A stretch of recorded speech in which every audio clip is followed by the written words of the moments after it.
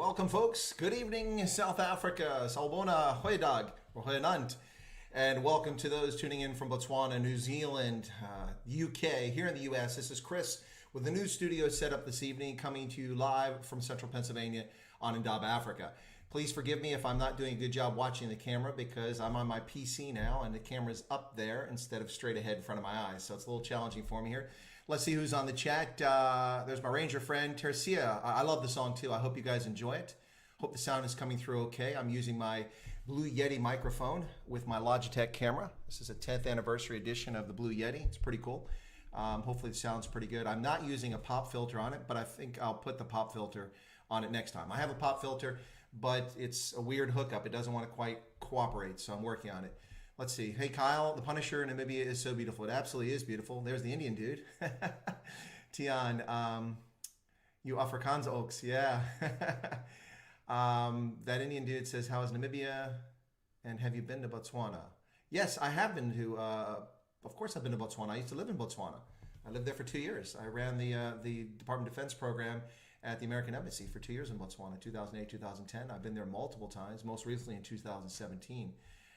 So yes, I've been to Botswana many, many times. So Jason says, just saying, nice song and scenery. Yes. Tercia says, Namibia is my fatherland. My dad was born there, seriously thinking of retiring there. Cool. Wesley says, well done. Well, thank you. Kasper Labatskagna says, good evening. Am I correct if I say that the riots in this area are the equivalent of Black Land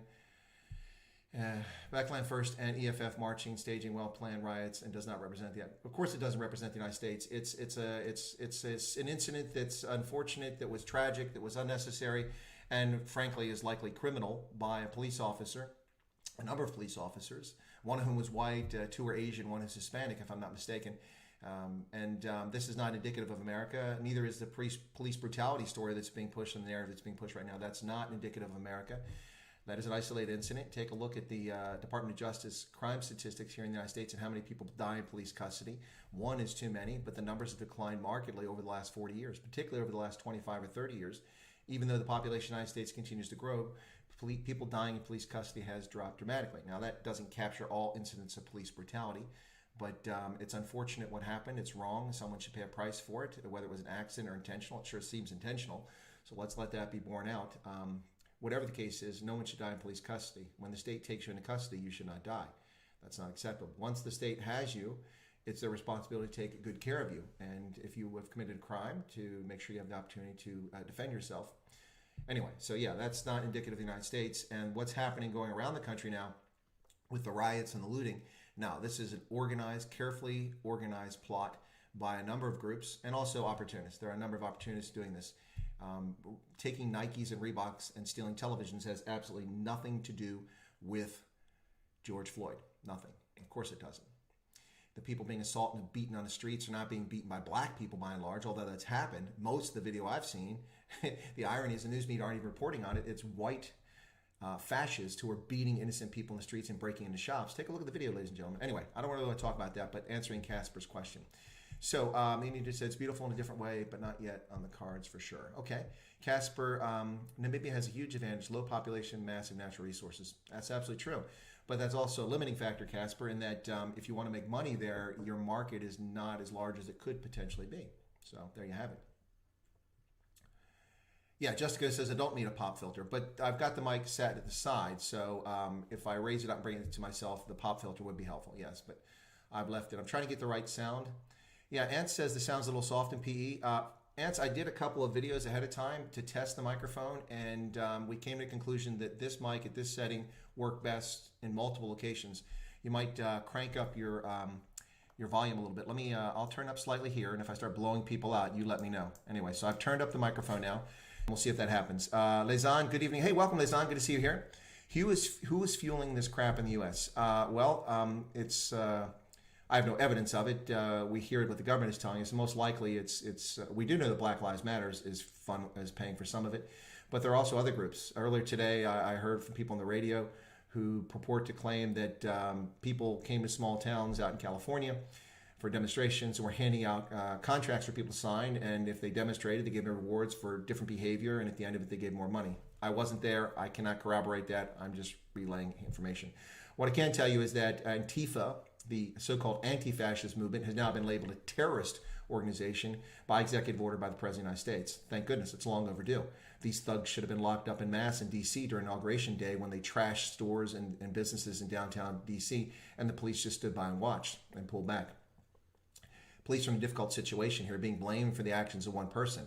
Well, if we were to take the same logic and say, well, that white person did that, so the 260 million white people in America are guilty, or that black person raped this white woman, so that means that 45 million black Americans are responsible. It's just ludicrous. It's utter nonsense. To hold people accountable for the actions of someone they don't even know, based simply on a racial identification, which is artificial in and of itself, is just nonsense. Anyway, good evening, Nicholas. Good to see you here. I didn't think we'd see you much because of the incident, but glad you're there. Indian Dude says, are there any African leaders you consider competent on the continent?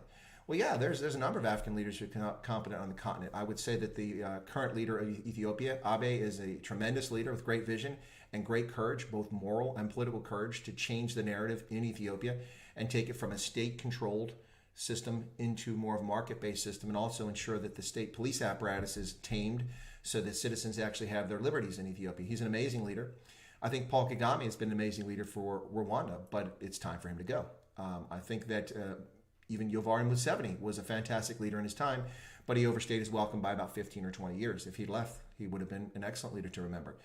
Botswana had a fantastic leader, Inian Kama. He was amazing. He was brilliant. He led that country very well, despite carping from all sides, including inside his own party, and false attributions that he was a military dictator. Now, the fact that he'd been in the military doesn't make him a dictator when he serves in politics. If that were the case, the world would be in trouble.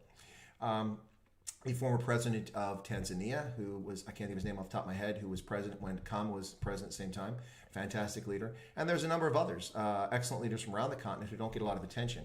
But Africa does have its share of not the best leaders. We'll leave it at that. Skulk says, lovely intro song. Well, thank you very much. That was Giselle, ladies and gentlemen. And that is her latest music video to be appearing soon publicly. I don't think anybody's actually seen that particular video. You might have seen it here for the first time. So her manager sent it to me. Johan Eisel sent it to me earlier today. And I'm going to chide him a little bit because he said, yeah, have I sent you this video? As if he'd been sending me other videos. I've been asking him for the videos so I can play them on the stream because I know people like her music, and I'm one of those that likes her music. Actually, love her music. So that's Giselle. That's the Namibian singer from Grootfontein in Namibia, who grew up there and also grew up in the Northern Cape for a bit. And she currently lives in Pretoria, and she performs folk music, or Heimatlieder, as we would say in German, country music in English and Afrikaans, and she has a country music album as well, and she performs Afrikaans pop, and of course that's my favorite of the three, but I can listen to all of them. She's a wonderful voice. She's got great presence. She was supposed to do a tour to debut her album, Für uns Mensa, but that tour was canceled because of COVID-19. Timing was horrible. But what her manager did is he did a live stream, and we premiered her album, world debut, right here on Chris White Africa back on the 8th of May. It's an hour and 3 minutes with all sorts of music in it. She talks to her fans. Johan did an amazing job with the choreographing, the imagery in the background to keep the stream, keep your interest in the stream. So please check it out. You can go to my past live streams and you'll find Giselle, and that's her debut. An hour and 3 minutes if you're trying to find out which one it is, because I got a couple promo videos there to introduce folks to the stream or to the show. It was fantastic. So maybe I'm letting the cat out of the bag, but I think I have a commitment from Giselle and her manager, Johan, to come on the program. We'll determine whether it's this Saturday or next Saturday. I think it'll be this Saturday. But ladies and gentlemen, right here on Chris White Africa, we will be soon having Giselle, the singer, on, and she'll be happy to answer your questions. Now, we'll do our best. I'm not sure who speaks English better, whether it's her or Johan. We shall see.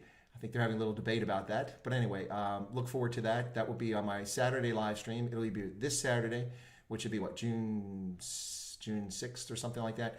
Or it'll be the next Saturday. But I will let you guys know. All right. Can't hear the audio. AG, you're the only one that can't hear the audio. I think everyone else heard it. So, Tricia says there seems to be a rise in calls to violence from the extremists. The audio is shot. Okay.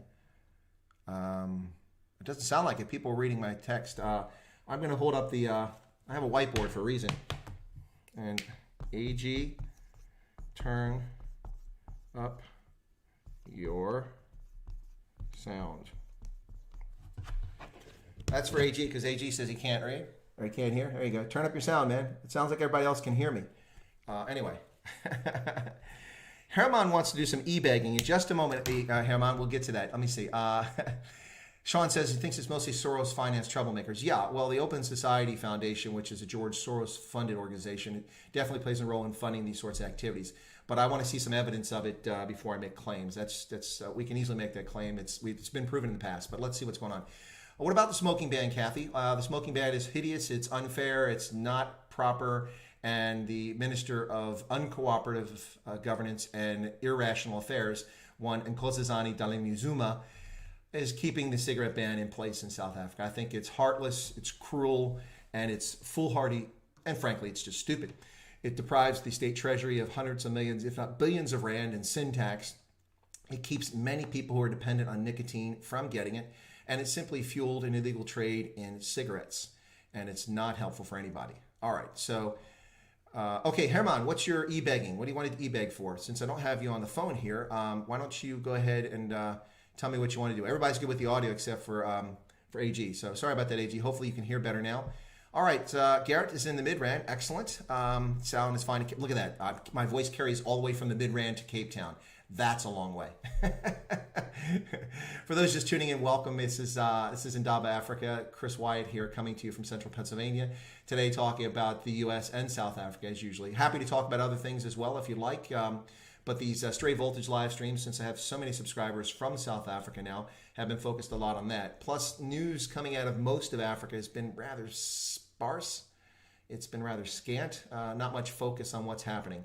For those who do, or those who haven't watched my live streams on Saturday, this past Saturday, I had Comey Clue, a Ghanaian-American economist and banker who provides financial advice. Comey and I know each other for a couple of years now, and I brought Comey on, and he talked about debt in Africa. It was, I think, quite a fascinating stream, dispelling some of the rumors and myths about the debt crisis in Africa and China's role and multilateral institutions, things like that.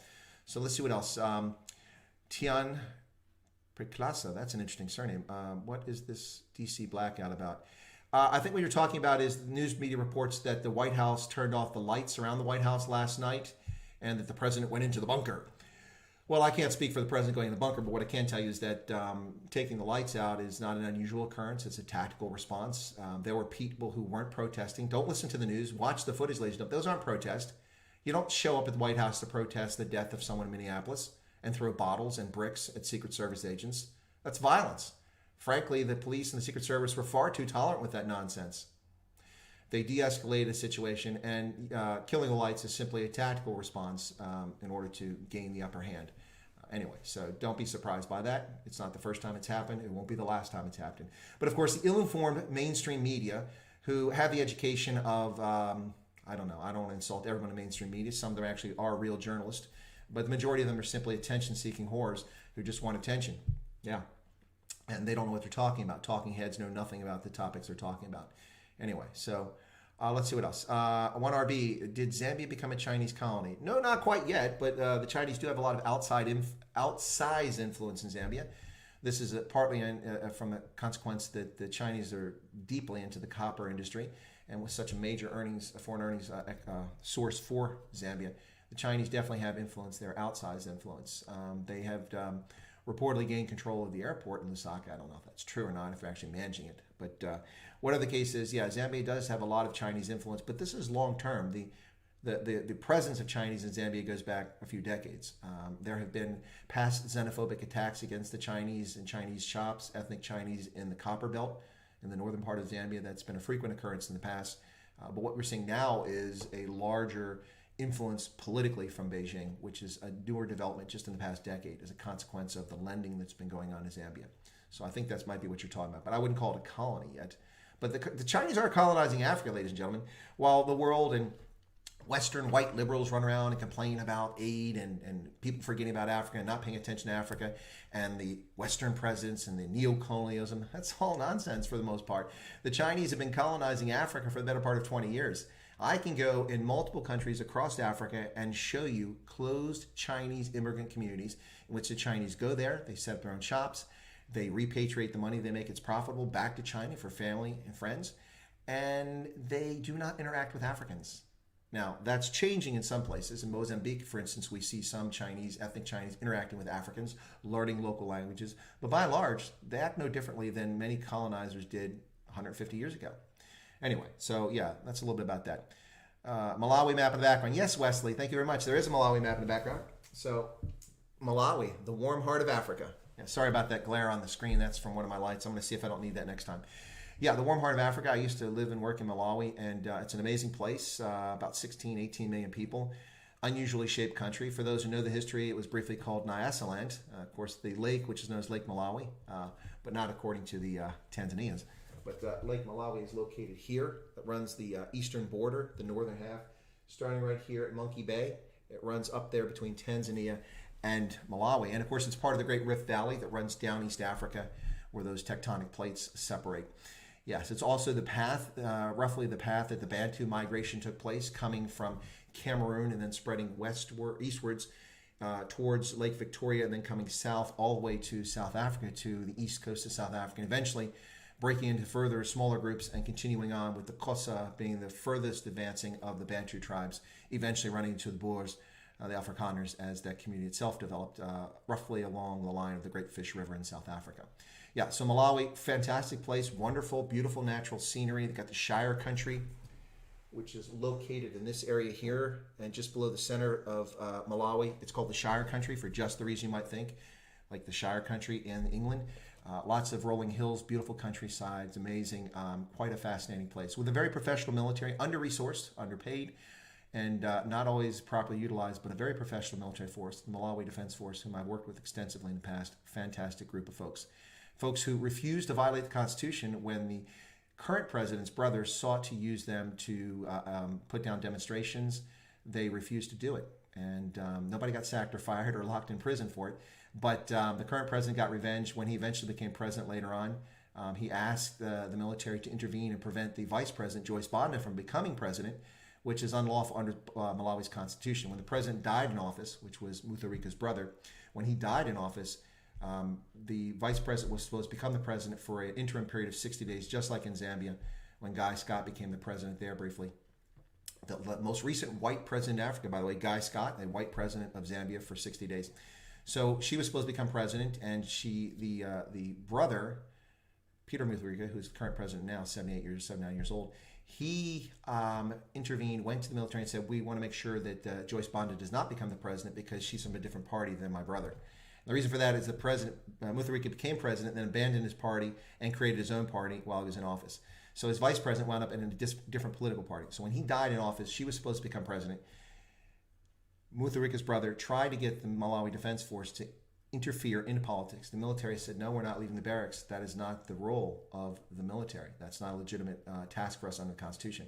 And you have to give credit to Major General Henry Odillo for his political courage and his moral courage to do the right thing in Malawi. Well, Mutharika became president. Not too long after that, Odillo retired, and later Odillo was brought up on charges, fictitious, spun-up charges to damage his reputation. Anyway, Major General Henry Odillo, ladies and gentlemen, a fantastic leader for the Malawi Defense Force. And the Malawi Defense Force is apolitical, but it's an accident of history. The reason they're apolitical is because when the founding president for the first part of the independence of Malawi, Hastings Banda, when he came in charge of the country, he had his own little private army, and that's where he put the money and resources into his private army. And so they're the ones who got the love from the government. So the Malawi Defense Force was neglected financially and politically for decades. And it's only in recent years in which they've had more attention paid to them by the government. But they have, as a consequence, become independent. Not independent acting, but independent as in the standpoint that they can't be used as a tool by political parties. Quite amazing for Africa, I should say. Anyway, so that's the Malawi Defense Force. Probably more than you wanted to know about Malawi. Okay, so I had something from Herman. He wanted to do some e-begging. Where was it? Okay, we want to e-beg for cigarettes, Herman? Okay, so the cigarette ban will keep in place until enough money is collected for court fees. Hey, Fonz, good to see you. Disinfo campaign by Butts. Jason Renicky says, bottle stores are busy. No doubt. And were people maintaining social distance in South Africa? Now that you can go to package stores, well, that's over because it was till just 5 p.m. But thousands, tens, hundreds of thousands likely of South Africans gathered at package stores to buy their booze today. Now, yet a new update from the government. The government has threatened that you can't stockpile alcohol. I really don't know what stockpiling is. Maybe they've issued guidelines. 2 beers is stockpiling? I don't know. Anyway, 4 bottles of wine, a case of wine, yet more nonsense from the National Coronavirus Command Council. Ben Duplessis says, any plans for viewers to be able to call in via Skype at some point? Would be great to interact via call. Well, Ben, I'll tell you what. I'll do this. I don't want to start a whole raft of things, but why don't we do this? We'll give it a shot right here. If if you're willing to give it a shot, come on in. Then I'll bring you in, and we'll do it, and we'll try it. Again, folks, this is a new setup. I'm using my Logitech camera, which I've had for a number of years. It's still top of the line. Turns out you can't get a better camera than this. I bought it several years ago. And I'm also using my Yeti Blue microphone and my PC, which has a 26-inch screen. So things are a lot different than when I was using my laptop. The whole purpose behind this is to overcome the red ants or whatever, ghosts in the machine have been interrupting my streams, because it's incredibly frustrating. For instance, right now we have 42 people tuned in the stream. Thank you all so much for tuning in. 45. Wow. Can I get 50? Do I hear 48? Be an auctioneer here. So thanks, folks, for tuning in. I really am frustrated and embarrassed every time my stream gets cut. So I've switched to this. So if we get cut now, it's something else. Also, I did switch on YouTube to the normal latency. So we'll see how that works today. All right. So let's see. Ben, Kyle, that would be great. Ben Duplessis may in the future. We might see that. Yeah, Kyle, we may see that right now if Ben calls in. Let me go ahead and open up my my Skype, which I don't have open. Where's it at? Oh, there it is. It's all the way over there. I'll open up my Skype, and then if he wants to do it, we'll...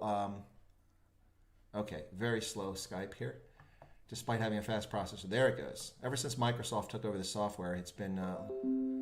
Okay. I've been signed out. Why have I been signed out? Oh, my God. I have no idea what my password is in Skype, ladies and gentlemen. This is why I hate Microsoft. I absolutely detest Microsoft. Because the stupid password is the same as Windows now, so I've got to find it. And I have no idea what it is. Fortunately, I'm on the same computer now that has the password, at least in a code that I saved for myself. My goodness. That's...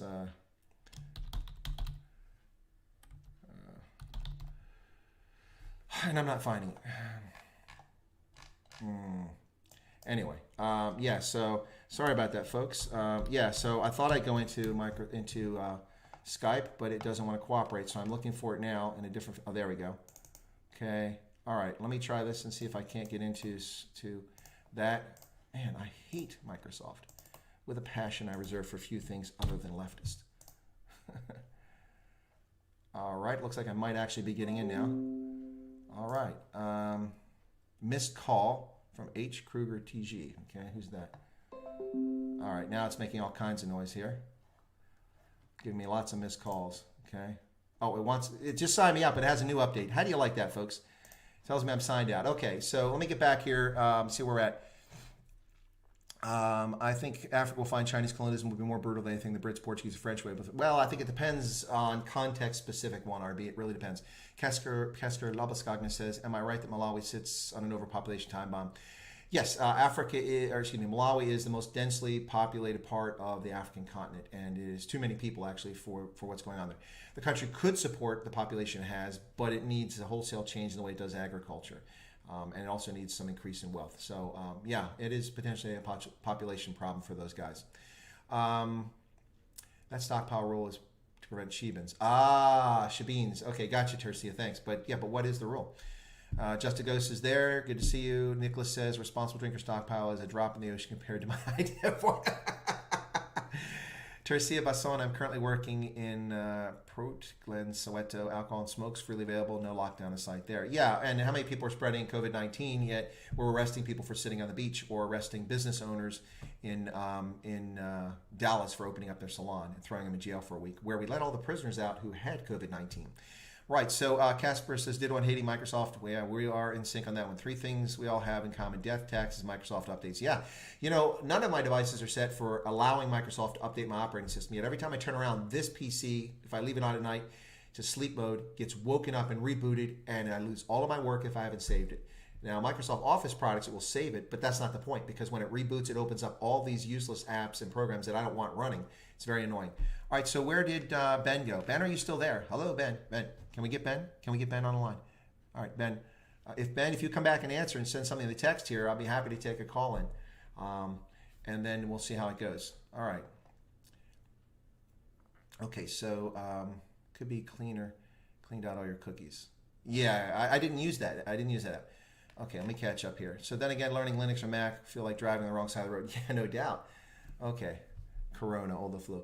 Yeah, so all right. Well, I haven't had to get a sip of my Starbucks. Hey, 48 folks here. Thanks for tuning in, folks. For those in Africa, thank you for tuning in this evening. Appreciate you joining me on this Monday evening, June 1st. Can you believe it's June already? We're into June, and we're still in lockdown. We're in lockdown here. It's not as draconian as it is in South Africa. Botswana remains in lockdown, although they've eased a lot of the requirements in Botswana. And Namibia also has eased the requirements. But if you're a foreign national, you can't travel to any of those countries. Same sort of thing here. You can't travel inside the country unless you're a U.S. citizen. So there you go. Bite Your Ankle says, how's it? Celebrating our right to buy liquor. No doubt. I'm sure this was a huge liquor sales day for the country. The distributors, those who managed to stay in business somehow, probably made a killing today, as did the Treasury. The South African Treasury probably received a massive infusion of cash today, courtesy of all the alcohol being sold. Dietrich says, have you seen the pics of the Miami police officer kneeling before approaching? No, I've not seen that, Dietrich. I'm intentionally not watching most of the coverage because it's mostly done to evoke emotion in people, to drive people to the left or right, and divide the country. The media is dishonest. I did catch where the CNN reporter was arrested after he refused to adhere to the police telling him that this part of the street had been locked down. You must remove yourself. Well, I'm with the press. I have a right. You don't have any right to anything, buddy. You have a right to free speech, but your free speech doesn't trump law enforcement when they're trying to create a safe space. Who's to say I don't just walk out there with a microphone, which I can buy in any, well, Radio Shack's out of business, but I can buy in any audio store, throw on a jacket that says press, and pretend that I'm working for the media and walk in the midst of this thing with a camera person. Yeah. The police told him to vacate. So now CNN cares about the First Amendment. Now it's important because they're being oppressed. But just a few weeks ago, when honest, law-abiding citizens went to state capitals around the country, particularly in Virginia, here in Pennsylvania and Harrisburg, MSNBC, CNN, and a host of other media outlets, including newspapers like New York Times, labeled them as radical, as dangerous, as right-wing fascist MAGA supporters who are going to get everybody killed from COVID-19 because of their dangerous actions. Yet there's virtually no discussion of all the people running around looting stores and how they're infecting people with COVID-19. And they're committing crimes, and they're being hailed. We have Hollywood celebrities paying the bail money for these people who are committing heinous crimes, beating innocent civilians in the streets nearly to death. It's just insane. Anyway, I don't want to go on that, but let's see what else. Tricia says, I run my personal laptop on Linux. Oh, that's awesome. Yeah, Linux is a fantastic operating system. I haven't dealt with it in a long time, but it was amazing years ago when I dealt with it. Of course, it's just a takeoff of Unix, but Linux is pretty good. Just to note, yesterday was actually Republic Day. Well, there you go. In South Africa. Oh, cool. I've seen it. I hated the riots. That was so emotional. Saw the clip was set up. Yeah, very moving peacemaking. Yeah, so, okay, I think that we must have lost Ben du Plessis because he wanted to call in. Ben, if you're still there, I'll take a call. Does anybody else want to call in potentially and have a conversation with me? We'll try something different here and see if I can pull it off. I'm happy to do that. If anybody wants to try that, we can do that today. That was not planned, but rather than just me sitting here talking about something, yeah, I'd be happy to do that. By the way, while I wait for a response on that, are folks paying attention to what the government's doing now? So the South African government, under the African National Congress, which finally took the right step over a month ago when it refused to bail out South African Airways yet again, after giving them billions of rand, billions of dollars in the past 15 years or so, decided they were not going to bail them out anymore because they didn't have any money. That's why they did. Not because they're not sympathetic to them, but they didn't have any money. But now the business rescue plan has emerged. It has been revealed. Reuters has reported on it. China News Network has reported on it. And that information is out now from this rescue plan. Now, there was a rescue team that was put together to deal with this. Their plan was to liquidate South African Airways, sell off its assets, and then start afresh. That was the plan, pay off the creditors. Well, Pravin Gordhan, the public enterprise minister, repeatedly sticks his nose in the business of this when it's supposed to be in a process that he's not involved in. But the government has influenced this, and now what we see is the South African government is planning on bailing out South African Airways yet again. All right, so yeah. What else? We got a few more comments over here, and I'll get back to South African Airways. Just looking for your Skype. Okay, Ben, you'll find me under Skype under WMW Chris. Whiskey Mike Whiskey Chris. That's how you can find me on there. Now, hopefully my phone won't get inundated. I ask that no one else call in. Don't usually share that thing, but we're going to try something since you're all loyal viewers here. Crowd's growing, folks. Thanks for joining. Those here in the U.S., it's now, what time is it? 4:12 in the afternoon on the East Coast. So that makes it 1:12 on the West Coast, and even earlier out in Hawaii. I think it makes it about 10 o'clock in the morning in Hawaii. But in the middle of Africa, well, the South Africa time, Botswana time, and running up the continent that direction, it is now after, what time is it, 8 p.m.? No, excuse me, 10 p.m. 10 p.m. So thank you all for tuning in so late there in South Africa. More money going down the drain. Okay. All right. Somebody just sent me something on here. What is this? Chats. Okay. Okay. Accept Ben. Okay. Now, Ben, I'm going to call you, and then I'm going to have to add you in once I get you here. Okay. So let's do that. All right, folks, we're going to try this for a first time and see if it works. I'm ringing Ben. I don't hear Ben. I don't hear it ringing. I haven't seen him answer yet. So hopefully he's going to answer here. It's like one of those game shows. Okay, share your screen. Next. Okay. Ben, are you there? Okay, I see Ben now. Can you hear me, Ben? I can't hear Ben. I'm wondering if he can hear me. Okay. Let me try to bring Ben in.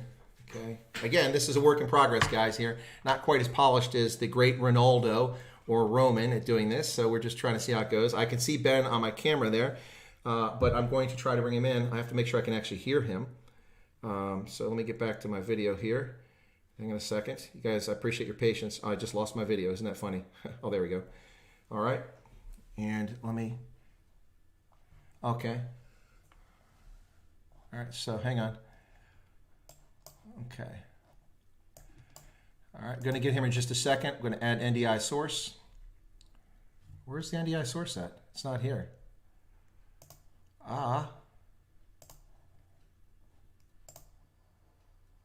This is not working. I don't know. Somehow I've lost the NDI source in here. I had NDI source previously, and it's no longer an option here. So let me try video capture device. Maybe that'll work. All right. Logitech capture. Nope, not working. Ben, this ain't working, man. For some reason on this machine, I'm not getting.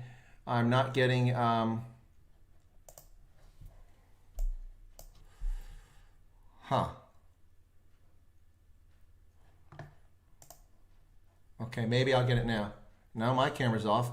Your camera's on. Yeah, it's broken, man. This is messed up. Okay, so let me try one more time, and then I'm going to have to bail on it here. No, I tried to make sure my software was updated. It's not there. All right, well, I guess we're going to have to bail. Sorry about this, Ben. We'll do this again another time. I can't get you in here. I don't know why. It's not cooperating. And I can't hear you, Ben, because I've got the microphone in here. All right, I'm going to hang up on Ben. Not being rude, just letting him know. Sorry about that, man. I don't know what the problem is. All right, ladies and gentlemen, my apologies for that. I have no idea why I'm not able to do this in my Streamlabs. It's kind of weird. All right, that was embarrassing. All right, well, like I said, it was a test. What we'll do is next time is I'll set up with somebody ahead of time to call in. And Ben saying, hey, all's good. Thanks, Ben. I appreciate that. My apologies, folks. I don't know why normally I can import an NDI device, and when I try to do that, it doesn't do that. In Skype, you bring in by NDI. So I don't know why it's missing here. But anyway, we'll do that another time. Shame. Sorry about that, Ben. All right, back to me prattling on here now. Oh, there's Johan. Johan, good to see you. Johan Isel, South Africa's premier magician and illusionist, is with us tonight. Thank you. Good to see you there, Johan. Yeah, it's a work in progress, Ben. On my laptop, it'll come in. I don't know why. I need to set up my laptop as a second screen, and maybe I can pull it in that way, but that's really complicated. Should be able to do it on here. I have no idea why it's not there. Skype is a great NDI source, and it's an easy way to import, so I'm not so sure why it came in. Raspberry Pi. What's that? Oh, yeah, Raspberry. Okay. Way to parties. Okay, I'm falling behind a little bit here. Johan says Namibia's Walvis Bay is now back in most serious level of lockdown due to new cases. Rest of the country more relaxed. Yeah, well, Walvis Bay or Walvis Bay, the reason for that most likely is that, of course, that's the main port where goods come into Namibia.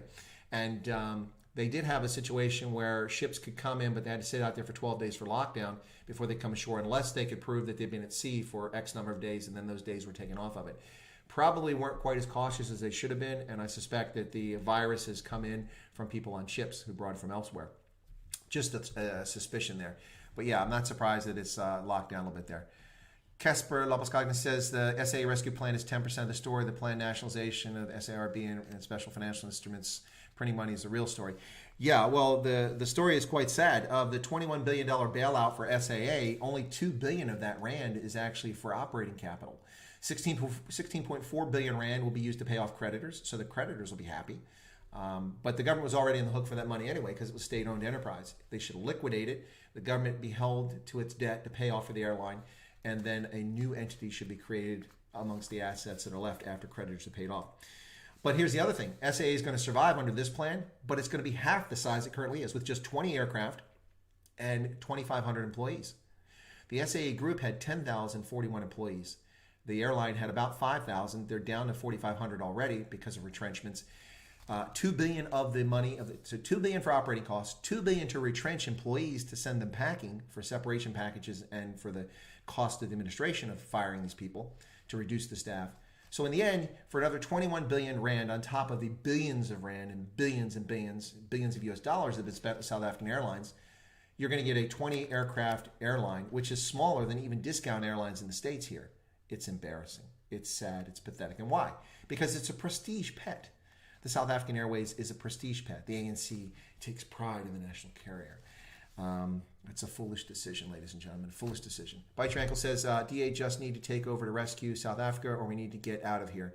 Got a backup plan to go to Malawi. Got 50 Malawian families living on my premises, and they want us to go there to build up. Yeah, Malawi is an interesting place. A lot of South Africans, particularly Afrikaners, have done business in Malawi. In fact, a lot of the things that work in the country are run by South African business folks who go up there. It's quite interesting. I've run into a lot of Afrikaners from South Africa passing in and through Malawi. It's an interesting place. Remember, it was part of the Confederation of Rhodesia and Nyasaland when you had Rhodesia, Northern Rhodesia, and Nyasaland. So Zimbabwe, Zambia, and now Malawi. And of course, it broke up because it just never worked out. The European or white population of both Zambia and Malawi was always quite small, and black African folks wanted their own republics, and so that became Zambia and Malawi. But of course, Rhodesia continued on until 1980 when it became Zimbabwe, or 79 when it became Zimbabwe, Rhodesia, Zimbabwe. Anyway, yeah, so it became Zimbabwe in 1980. So let's see what else we got here. Well, I really feel bad about not getting Ben in. I was excited about that. I have no idea why my software does not have NDI on here. That's bizarre. The same software on another machine has it. I'm going to have to take a look at that when we're done here. All right, so let's see what else we got here. One RB says, would love to see a stream with Davi Root. Yeah, Davi Root would be great. I'm not in touch with him. If anybody has contact information, or maybe I can just reach him through Twitter or something like that. Yeah, Davi Root would be a good choice to have on here. I'd like to get him on here. But now that I'm getting a fair number of subscribers and growing, I'm getting less shy about asking John Steenhuisen or Helen Zilla to come on as well. Absolutely. Julius Malema, I turned down my request. I'm just kidding. I haven't asked Julius Malema. Mel Murray says, what about all the farm murders? You don't see us looting and burning stuff down. Yeah, good point there. And not just murders, just brutal murders. The cops killed that guy in an unpleasant fashion, in an unwarranted, it appears to be unwarranted situation. It doesn't make 8 minutes on the guy's neck. That doesn't make any sense in any world. But the brutal torture that takes place on rural farms in South Africa before people are killed, it's not just about stealing them from them. It's about much more. And you don't see people rioting or going and murdering people because of that. Yeah. The number of Americans who are killed by police each year, fortunately, is a relatively low number. But the number of black Americans who are killed has been declining repeatedly over the years, as has the number of whites. But the number of white Americans that are killed in police custody exceeds that of black Americans each and every year. And you don't see people rioting in the streets. This is not about George Floyd. What a great tragedy that was. It's not about him at all. The people who are angry about that had their say and still having their say in peaceful demonstrations, but we're not seeing peaceful demonstrations. Can I recommend a good news source that is middle of the road and balanced in the USA? Tercia, do you mean for coverage in the US? That's a tough one. That's a really tough one. I say that because there was a time I would say you could go to Fox News, and Fox had this moniker, fair and balanced, and they were criticized heavily for it. But honestly, I wasn't watching Fox because I was in Africa. I came back to the States many years ago in the early part of the aught decades, and I started watching Fox. And aside from the opinion programs, which are clearly labeled from 8 o'clock to 11 o'clock every night, and a couple during the day, their news programs were objective, hard-hitting, and honest. And they were fair and balanced. I thought they represented both sides of the argument, did their best job to report the news, and on a news program, avoided opinion. However, I noticed a troubling development with Fox in the build-up to the 2016 election. They seem to become the Trump super PAC, and we're all in for Trump and promoting Trump all the time across the channel, across the network, on the opinion programs, of course, which is fine, but also on the news, very pro-Trump. Now, I have no problem with Trump. I'm happy you guys the president. For those who see my hat, I've got a Trump, re-election hat here. But the point here is that they're supposed to be reporting the news, not giving opinion. Save that for the opinion shows. So even Fox is not fair and balanced anymore. It leans one side, and even their reporting there is suspect. None of the other networks are honest. They're all dishonest. They send people out in the field that don't know what they're talking about, unfamiliar with the places they're reporting on for the most part. And it's difficult to find an objective news source here in the U.S. People are entitled to their bias. There's always bias, one side or another. That's normal consequence of discourse and of news reporting. But it's beyond the pale here in the U.S., and it's the same elsewhere. What I do is I read all kinds of sources, Tercia, and I listen to all sorts of sources. And I make my judgment for myself. And if I look at something, I feel I can objectively make a decision about whether that's being honest or not. So let me share with you some things that might surprise people about some news sources. So for instance, if you want coverage of Africa, I would say that Al Jazeera, the newspaper and the website, not so much the television, but the website, I should say, is reasonably objective. It has pretty good coverage across the continent of Africa, and by and large, it avoids bias. It does a pretty good job. If you want rugby news, The Guardian may be an objective, leftist-leaning rag on many news stories for the UK and for the United States. But when it comes to rugby, The Guardian does a pretty good job. So you have to be selective about what you're looking for. It's difficult to find folks that are objective. It really is. I used to implicitly trust The Economist. I thought The Economist was one of the best news magazines ever. What I liked about it is that it had the U.S. survey, and it was an outside view of the U.S. political scene looking in. And I like that, kind of like I'm doing with South Africa as an American, looking in instead of being a South African. I really liked it. It used to be objective. And the British survey was great because that was part that covered Britain from inside Britain, which was helpful for me as a non-Brit to better understand what was happening in Britain. And also the other part I liked about The Economist, and I'm going back 30-some years now, what I liked about it is that it was the only magazine that habitually reported on places like Kyrgyzstan, Tajikistan, Malawi, Botswana. They would actually cover news there from around the world. But what I've noticed is since the invasion of Iraq in 2003, The Economist has gone from an objective news reporting organization to a left-leaning, to leftist rag that spends all its time trying to denigrate capitalism, which is an ironic situation for a magazine called The Economist. If it's about economy and business, they have gone from the historical roots to just being a rag and mouthpiece for the leftists. And I still have a subscription to The Economist, but it used to be the moment it arrived, if I was in Africa and it took 3 weeks to come in, it was 3 weeks late because of diplomatic post, or if I was in Europe and it was a week late because it took that long to come from the States, I would read it cover to cover. Found so much. Now they stack up. I pull them occasionally, look for articles in Africa and the developing world, and maybe I might be able to read something else. But the covers, the news covers from The Economist are disgusting, dishonest, intellectually dishonest, and it's just very, very frustrating. Ranger Jakes, well, welcome. Good evening here. Casper says Fox is no longer that pro-Trump. Handy, Carlson, Ingram, accepted. Yeah, Casper, yes, by and large. And I would say that there's some fantastic journalists on there. But what I was just trying to make the point, Casper, is they weren't as objective as they used to be. I think they've come back from that now. I would agree with that. But it was a disturbing trend to watch them go all in the tank for a political candidate when it's not their role. It's fine for Sean... Oh, emergency services. I hear a fire truck. Anyway, yeah, so you don't hear those here very often, small town. But yeah, you've got Brett Baer, Molly McShannon, not McShannon, that's the comedian. Molly, what's her name? Shannon Bream, that's what I'm trying to say. Shannon Bream, Brett Baer, Leventhal, lots of really good journalists on there who do a really good job. And so those folks I recommend watching. If you want opinion shows, then tune in Laura Ingraham, tune into, so hang on a second here. I got to tell you this one. So listen, ladies and gentlemen, I will tell you this. Listen, Tucker Carlson used to be with CNN. And when he was at CNN, I found his bow ties irritating, and him being the only purported conservative to be on CNN at the time on the talk shows on, He always seemed like an odd character, like he was a country lawyer that was sitting in the wrong place.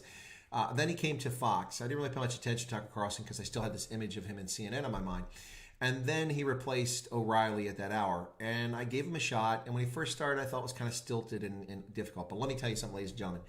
From my opinion, from my point of view, Tucker Carlson is the most honest opinion journalist or reporter, whatever you want to call him, talking head on television. This guy has done amazing coverage in exposing government fraud and government lies around the world, but also here in the United States on a repeated basis. He doesn't get every story correct, but he does have his team research his stories deeply, and he is the one that pointed out that coronavirus is going to be a problem in December, again in January, before anyone else took action. While the world's attention was focused on the fake impeachment, no, it wasn't fake, it was a real impeachment, but it was a fake basis for an impeachment. There was no crime, high crime or misdemeanor taken by Donald Trump. It was all fiction. The fantasies of people who simply hate Orange Man bad. While we wasted time on that impeachment, Tucker Carlson was coming on television saying, while you're paying attention to this, there's a crisis developing in Wuhan, China that no one's talking about. There's a very serious, highly contagious virus the Chinese have lost control of. This is Tucker Carlson in early January of 2020. And he has been hard-hitting on this topic and multiple topics ever since then. Ladies and gentlemen, for an opinion show, I would highly recommend Tucker Carlson if you're interested on Fox. He is amazing, and he is doing the best job of anybody on the planet right now, in my humble opinion. What else am I doing? Sky News is very anti-China. Yeah, Sky is interesting. They're all over the place. They used to be kind of conservative. I can watch Sky News on my Roku device because it's a free stream here, which was great during the elections. And I called the British elections. I called it Boris was going to win before it happened. And then I also called Brexit before it was going to happen. I was watching the news. It was great. And then when they finally did Brexit, most recently, it was fantastic. That was really wonderful. I got to watch that. Good stuff. Good news. Justica says, all news now left is property, but the last one I need to run. Okay. Take care, Justica. Torcia says, we never hear fire trucks anymore. Your house just burns out. Ooh, that's sad. Ooh. Well, we have volunteer fire departments here. They're not paid. The big metropolitan areas have paid departments. One of the problems we're having in America, in peri-urban and rural America is that, or small town America, is that for some reason, the norm of public service and of contributing to society has sort of faded from the front of a lot of people's minds. It used to be that volunteer fire departments and police auxiliaries had no trouble finding recruits who would want to participate and in their spare time complete the training and sometimes even pay their own costs for this to give back to their communities. But here in central Pennsylvania, we're having a serious problem. It's not just here, but here in central Pennsylvania, I'm very well aware of it. Our volunteer fire departments are having a very hard time recruiting people to be volunteer firefighters. I'm not sure what the problem is. If it's a lack of civic commitment or responsibility, or maybe it's just a generation of leftists who think that someone owes them everything. I don't know. But one thing I've thought about here in my 50s is to go become a volunteer fireman to help my community in some way. So when you hear fire departments respond around here, these are volunteers who give their time for their community to help others and save their homes and their businesses. So bravo, my hat's off to volunteer firemen. It's a tough gig, your life's in jeopardy, and you don't do it full time. And my hat's off to all emergency services and police, EMTs, nurses, all those people who make a difference in society. Thank you so much for what you do. Lucy Lockett, hello. Well, hello. She gave me an extra S there. Chris, I like that.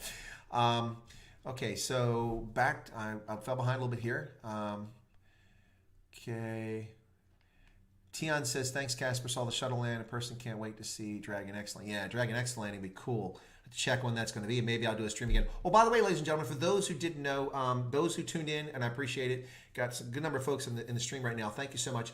But for those who tuned in for the live stream here on my channel, it was amazing. Not because of me, because of you guys and the launch itself. The NASA, SpaceX, Falcon 9 rocket launch with the Crew Dragon capsule on the Demo 2 mission to the International Space Station rocked. But my joy, my bursting of the champagne bottle was all for naught because the next morning I had a copyright block on that video stream. And so a lot of people weren't able to watch it after the fact because I know people want to watch that stream and they couldn't. National Geographic claimed that I used their content. I didn't. I used the publicly available, public domain NASA stream, and we put it up on the screen. And in fact, most of the time I talked and we kept it in the background and we took the stream down. Only for the 3 or 4 minutes before the launch and then 15 minutes after launch was the screen up just running the feed. And I just put that, anyway, so National Geographic made a copyright claim and my video was blocked. To their credit, thank you, National Geographic. I didn't use your stream. I think that somehow something in the feed, because maybe you were providing the camera work for NASA, I don't know. But within 24 hours, National Geographic released the copyright. So you can now go back, ladies and gentlemen, and watch the live stream of the SpaceX Falcon 9 rocket launch that took Bob Behnken and Doug Hurley into space. It was amazing. For those who watched it, I blubbered like a little baby. It was so emotional, very exciting. Getting kind of emotional about it right now. But feel free to go back and check that stream. We had close to 500 people tuned in for that. It was amazing. Really, really enjoyed it. Be sure to smash. By the way, okay, a little e-begging here. So if you're not a subscriber to the stream or to the channel, and you're just checking in, you're like, who's this strange guy with the Pete Retief beard, Malawi, an Africa map, and South Africa rugby scarf back there? He's wearing a Springbok jersey. Colonel Chris Wyatt, retired U.S. Army Colonel, 36 and a half years of service, 34 of those on active duty. Served multiple tours across Africa in Tunisia, Liberia, Botswana, Malawi, Nigeria, Mauritania, down to Ethiopia, as well as 3 tours in Germany, 1 in Italy, and of course combat tours in Southwest Asia, in Iraq, Saudi Arabia, Kuwait, also in the Balkans, in Bosnia, Croatia, and was involved in the Kosovo campaign as well. Anyway, so I created my channel a long time ago, but didn't use it because I was a serving officer, but I'm now using it since retirement. I just retired in October of 2019. Really started jazzing up this channel in the last few months, focusing on geopolitics, national security strategy, economics, health issues, major strategic issues. And it was supposed to be an offshoot of my strategic consultancy, the Indaba Africa Group, hence why I call it Indaba Africa all the time. But right now it's just become an engaging way for me to meet a lot of folks around the world, New Zealand, Australia, the UK, other parts of Europe, here in the United States, and especially in South Africa, Botswana, Namibia. Lots of folks tuning in. So it's been a really wonderful experience. And during lockdown, I'm doing these live streams, which I call stray voltage, neurons firing in the wrong direction or the right direction. Just more as a public service to share with folks the news about what's going on, share my experiences, my insights for those who are interested in it. So thank you all for tuning in. Anyway, so if you're just recently checking out the channel, feel free to subscribe to the channel by smashing that subscription button right down there somewhere. And then be sure to catch that little bell icon and select all so you get notified. YouTube is not especially good at notifying people, but you'll get notified hopefully most of the time whenever I have a live stream or a prepared video coming up. Like today, I had 2 prepared videos, one of which was about South African Airways, the nightmare that will never end, and the other was about COVID-19, wanted, missing. Where is COVID-19? Because COVID-19 has disappeared from the news cycle. It's still here, it's still with us, but it's not being covered by the press in America. And why is that? Because they have a new shiny toy, and the new shiny toy is our inner cities and our cities being destroyed by terrorists and looters and malcontents and a number of people who have legitimate basis to protest and are exercising their right to assemble. Anyway, so yeah. Also, if you have any comments or questions about any of my videos, feel free to post that in the comments below. Positive and negative, I do read all the comments and I respond when it's possible or it's reasonable or it looks like it needs a response or you have a question. I'm not become so big or famous that are popular that I can't respond to those things. If you're abusive, I might respond. I ask that you don't be abusive. We should all be adults. And finally, I ask that you smash the like button down there because likes drive viewership. And look, my channel is perfect evidence of that. I have a large percentage of likes. I'm grateful for that. Thank you all so much for that. I appreciate that, whether you're doing it because you like it or you're just being nice, whichever the case is, I don't care. It's as long as you like it, that's great. But my channel has been growing rapidly in no small measure owing to the fact that I have a high percentage of likes based on the number of views, and it makes a big difference. YouTube will start promoting when people are interested in any of the topics I talk about. So thank you so much for that. I'm really glad to have folks be part of this community. It's a fantastic experience for me with my Pete Retief or Paul Kruger beard. Some people think I look like Father Christmas. I think I look kind of like Wolfman Jack, but that's just my thoughts on it. All right, so let's see. Paulie's asking Tercia where Tercia's at. You guys are chatting. One RB says, Tucker had brutal interviews when he started. After the demos running scared, they did not go back. He nailed Schiff 3 years back, and Adam says carrying water for Putin. Yeah, no, Tucker Carlson's been amazing, been hard-hitting. He doesn't get everything right. He's not on the money all the time, but he's on the money, and he cares about reporting the news and informing the public. At least that's my view on it. So awesome. Ants loves Tucker. Excellent. Bite Your Ankle says Trump is the power standing up to the communism after South Africa FW declared to hand over SA to communism. Instead of allowing P.W. Botha to create more Lesotho's, we would have been well off then. Well, the dirty little secret there, though, Bite Your Ankles, is that P.W. Botha is the one that started the end of apartheid. That's the dirty little secret. He's the one that met with Mandela to initiate the negotiations in clandestine meetings to end apartheid. And it really started with P.W. Botha. If he hadn't fallen ill, who knows what would have happened. So de Klerk in many ways carried on what P.W. Botha had started. Now, P.W. Botha, this all started before the end of communism, but he saw the end of communism coming. And the National Party's raison d'etre, or reason for existing as far as apartheid came, was the security state and the Rooikava or the Swatkava. Well, black nationalism, that argument wasn't holding water as well as it once did. And the red threat was evaporating and went away when the Soviet Union collapsed and then communism fell. So the handwriting was on the wall for the National Party, and some people realized that. P.W. Botha was one of the first to realize it. So that's kind of something people don't talk about. Whoa, got it. Even on my other machine here, this thing goes fast. So sorry, the chat got away from me there. Let me get back. I don't want to miss people here. So bite your ankles. Okay, then PPE distributors. What's up, Chris? We've clocked in. Well, good to see you here. You're in late. I think you sent me some advertising material, PPE, but we need to chat, and then I'll be happy to run it. So, by the way, for folks who don't know, I do a lot of free advertising for businesses in South Africa, at least for now. For some of these folks who are grandfathered in, I'll always offer free. So one of those things is, let me put this up really quickly. This is from Talamazidenhout, who is responsible for the opening and closing credits on my videos that you see now and my programs. So this is from Impulse Graphics. Oops, I got to learn how to hide myself.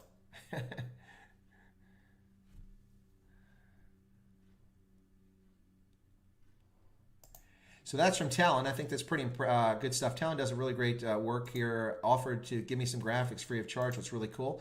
There's the contact information for Talon. If you're looking for a graphic designer in South Africa, support your local business in South Africa, ladies and gentlemen. This is simply an effort for me to pay it forward or to pay it back to help businesses in South Africa overcome the insane lockdown of the ANC and the effort to destroy South Africa's economy. But Talon is a fantastic graphic designer, does animations and graphic art, and check him out sometime. You might find that very interesting. So I'll leave that up for a little bit and get back to the comments over here. Rudaport, Gauteng, I know that. We don't have fire trucks anymore. The community have all fire beaters, and we all join and kill fire. Well, that's like when I was a kid, actually, I put out some local fires just by stamping them out. We went. We didn't have shovels. Local. It was minor forest fire. We were helping out. We probably shouldn't have been there, but kids, we were helping. Firefighters didn't chase us off because it wasn't dangerous. But I always found it interesting what firefighters do. Tucker does his own writing, and most of his research. Sky News and Fox are both in the Murdoch stable. That's true. But Murdoch's family, his sons, have proven to be unreliable, as we've seen. Tercia would vote Republican if she was in the U.S., but never for Trump. Interesting. I was not a Republican and not a member of any political party throughout my commissioned service of 30 years on active duty. Prior to that, when I was enlisted, I was a Republican. When I was in college, I was a Republican. For the most part, there are very few Republicans out around here. The Republican candidates are fantastic. I'll vote for them. But in other places I lived, most Republicans, I wouldn't vote for them. But I did vote for Trump, even though I didn't like him. Now I kind of like him, although he's still a cad and he's still a troll. But I will vote for him with no question. Paulie says, no, Ants, tell us a bit about the National Guard, please. Training center. Sure, I'll do that. Ants, just a moment. Let me make sure what I'm missing here. Kyle says, definitely, my dad was a fireman, and where I stay, I always thank them for service to us citizens. Yep, Lucy, what's your opinion on the riots? I'll come back to that. So let me answer Ant's question. Ant asked a question about, tell us about the National Guard. Okay, so I'll tell you a little bit about the Guard, and then I'll tell you about the training specifically. So the National Guard is part of the reserve component. We have the active service in all the, the Marines, the Air Force, the Navy, the Army, so forth.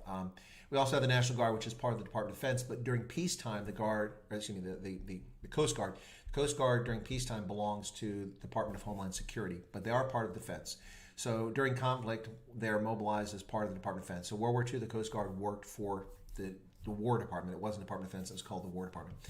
So the National Guard, each of the states and territories has a National Guard. It's essentially a militia. It's a state-owned militia. Now, we have an Air Guard associated with the Air Force, and we have an Army Guard, which is associated with the U.S. Army. So the Army Guard in each of the states and territories is organized. They have a state headquarters, an adjutant general who's in charge, two-star general normally. Sometimes it's a one-star general in the smaller states. And they're responsible for all the units assigned to it. At some point about 20 years ago, they made a decision that the Guard would be primarily combat arms units rather than support units. The reserve component which is part of the federal force, but also part-time. It only meets on the weekends and in the summertime. The reserves are oftentimes support units, so intelligence, logistics, communications units that are in reserve. So when they're activated, they can round out the capability of the active force. So they bring that capability. But they have to meet the same standards as active forces, which is quite a challenge because you have limited time to do the training. So they're not usually up to the same standard, although they do a pretty good job. Now, the Guard in peacetime falls under the political control of the governor of each state and of the territories. So, for instance, the governor of Pennsylvania, Tom Wolf, is in control and is the commander of the Pennsylvania Army National Guard and Air Guard. However, those troops can be federalized by the government, and Trump can take control of the National Guard under certain circumstances. And when that happens, they then become federalized troops. So like we used to send National Guard units to Vietnam, entire battalions, and they went there for 6-month or 12-month rotations, and they were activated, and they fell under federal control for that combat deployment. We also did that in Iraq, so they fall under federal control, and the Department of the Army controls them rather than the governor. Now, I think the question that Ants is getting at specifically is what it comes to with the National Guard. What sort of training did they get? Well, they get the same training that folks in the Army get, so you have to complete basic training. We send folks to the active Army basic training for their basic training, and then they get specialized training for their specialties after that. And usually that's with the active Army or with the active Air Force, although it can be done in states in some cases. Now, when it comes to officers, some states have their own academies, but the problem with that is that those officers, their commission is usually not recognized by the federal government. And that creates a problem for them if they want to change status, going from the Guard to the reserves or trying to come in active duty. Their commission's not usually recognized because they're state militia, essentially, even though they have the same standards, same requirements, and wear the same uniforms as U.S. Army. So anyway, it's not as complicated as it sounds, ladies and gentlemen. But what happens is the National Guard, since they have a mission to do riot control and disaster response preparedness, and they help governors out when there's floods, earthquakes, hurricanes, tsunamis. We haven't had any of those, fortunately. But when you have a natural disaster, the Guard is called out. When there's civil unrest, the National Guard is called out because they can augment law enforcement. The National Guard in the states and territories are trained in crowd control, riot control, response, restraint techniques, using riot shields, batons, the mask that comes down to protect you. All of that is equipment that the National Guard has, and they're trained in it. For the 2 years I was in the Ohio National Guard, we did this each year. We trained on this stuff in preparation for just this sort of event, which I find all the more surprising to see in Minnesota, where the National Guard is supposedly called out, yet they didn't stop anything from happening. So what exactly were they called out for? I don't know. What were they protecting? The governor's mansion? I have no idea. Or the mayor's house? I have no idea. But the National Guard is trained in riot control with batons and also measures on how to lower the tensions when you have a situation like this. So that is the norm for the National Guard. So right now, for instance, the Pennsylvania governor could call up the Guard to deal with the chaos in Philadelphia, where people are destroying their own neighborhoods. And he should, actually, if you ask me.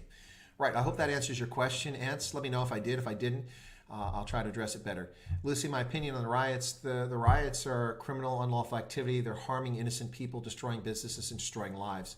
On top of that, the governments are doing virtually nothing to arrest the people and incarcerate the people who are out spreading the coronavirus. Just a few weeks ago, the media and our governors and our mayors were accusing people who assembled lawfully under their right to assemble, maintain their social distance, to complain about capricious governance, and they were labeled by these political leaders as cowards and criminals.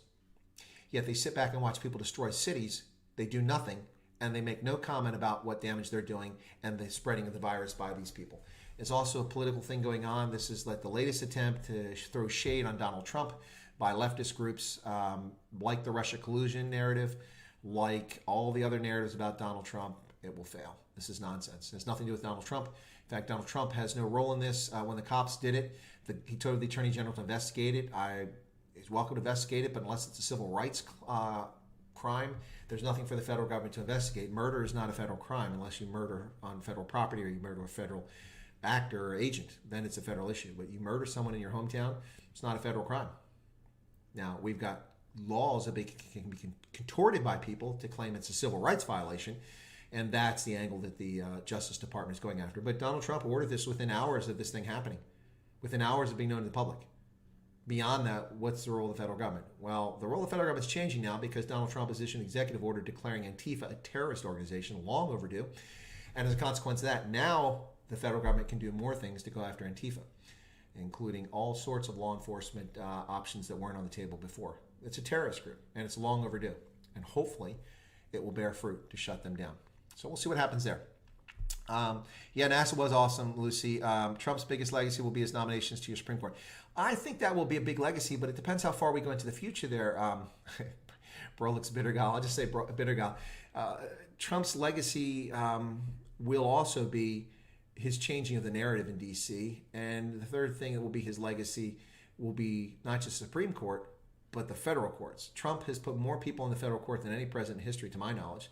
It's amazing the number of federal appointments he's gotten through. It's approaching 200, which is stunning, and it will help reverse the nonsense that takes place like in the Ninth Circuit Court out in California, in which these people contort the law and make the most outlandish claims instead of following the Constitution. Their job as judges is to interpret the Constitution at that level, but they're not doing that in the Ninth Circuit.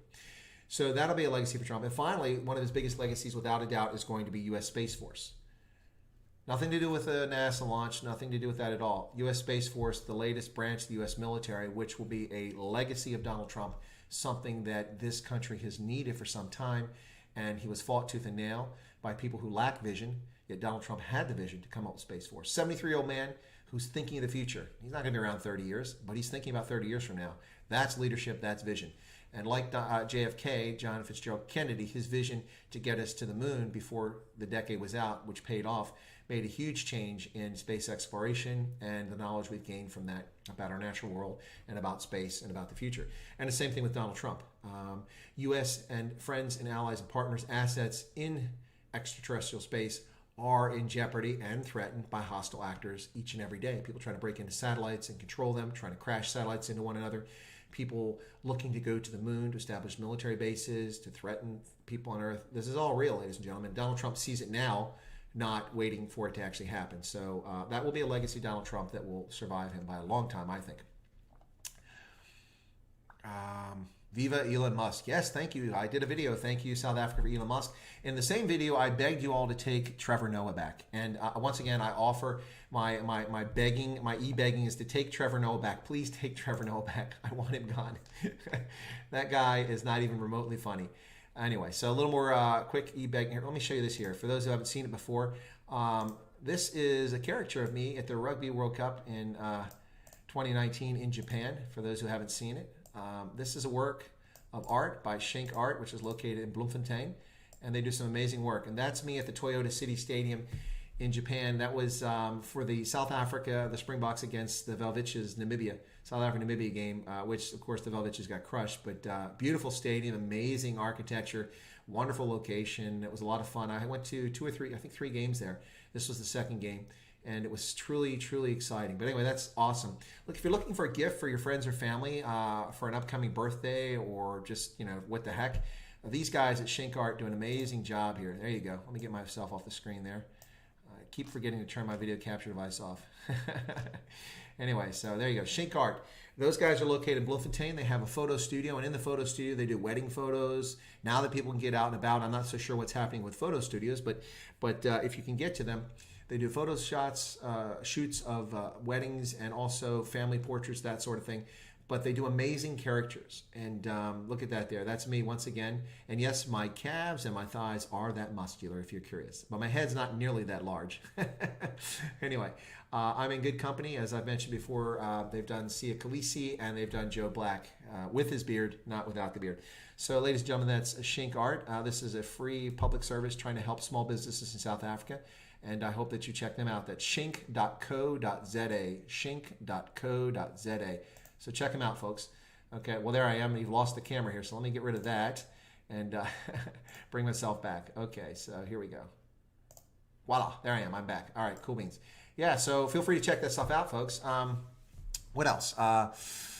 Let's see. Bosch says, good evening, Colonel. Yes, that was a great stream. I also watched the Dragon Endeavor capsule doc with the ISS several hours later. Yeah, you did, as did Yanni. Yanni was on there as well. He said it was pretty cool. But the problem with that is that could take a long time. Those things tend to get laid out. If you actually watched it, it took a while for it to play out. And you know how it was with my laptop. The red ants were always trying to cut my feed. I didn't want to just frustrate my viewers. So, folks, for those who don't know, I've set up the studio differently. This is my main PC here now with my large 26-inch screen using a Logitech 920 CS camera, which I've had for several years. It turns out it's still amongst the best quality cameras. And I'm using my Blue Yeti microphone, which you can't see because of the angle of the camera. This is a Blue Yeti, fantastic. I often use it just as a prop, but here it's actually being used. And of course, my studio lighting that I have with the map in the background. So this is a new attempt to try to overcome the challenges I had with the laptop, which sometimes would break and we'd lose the connection.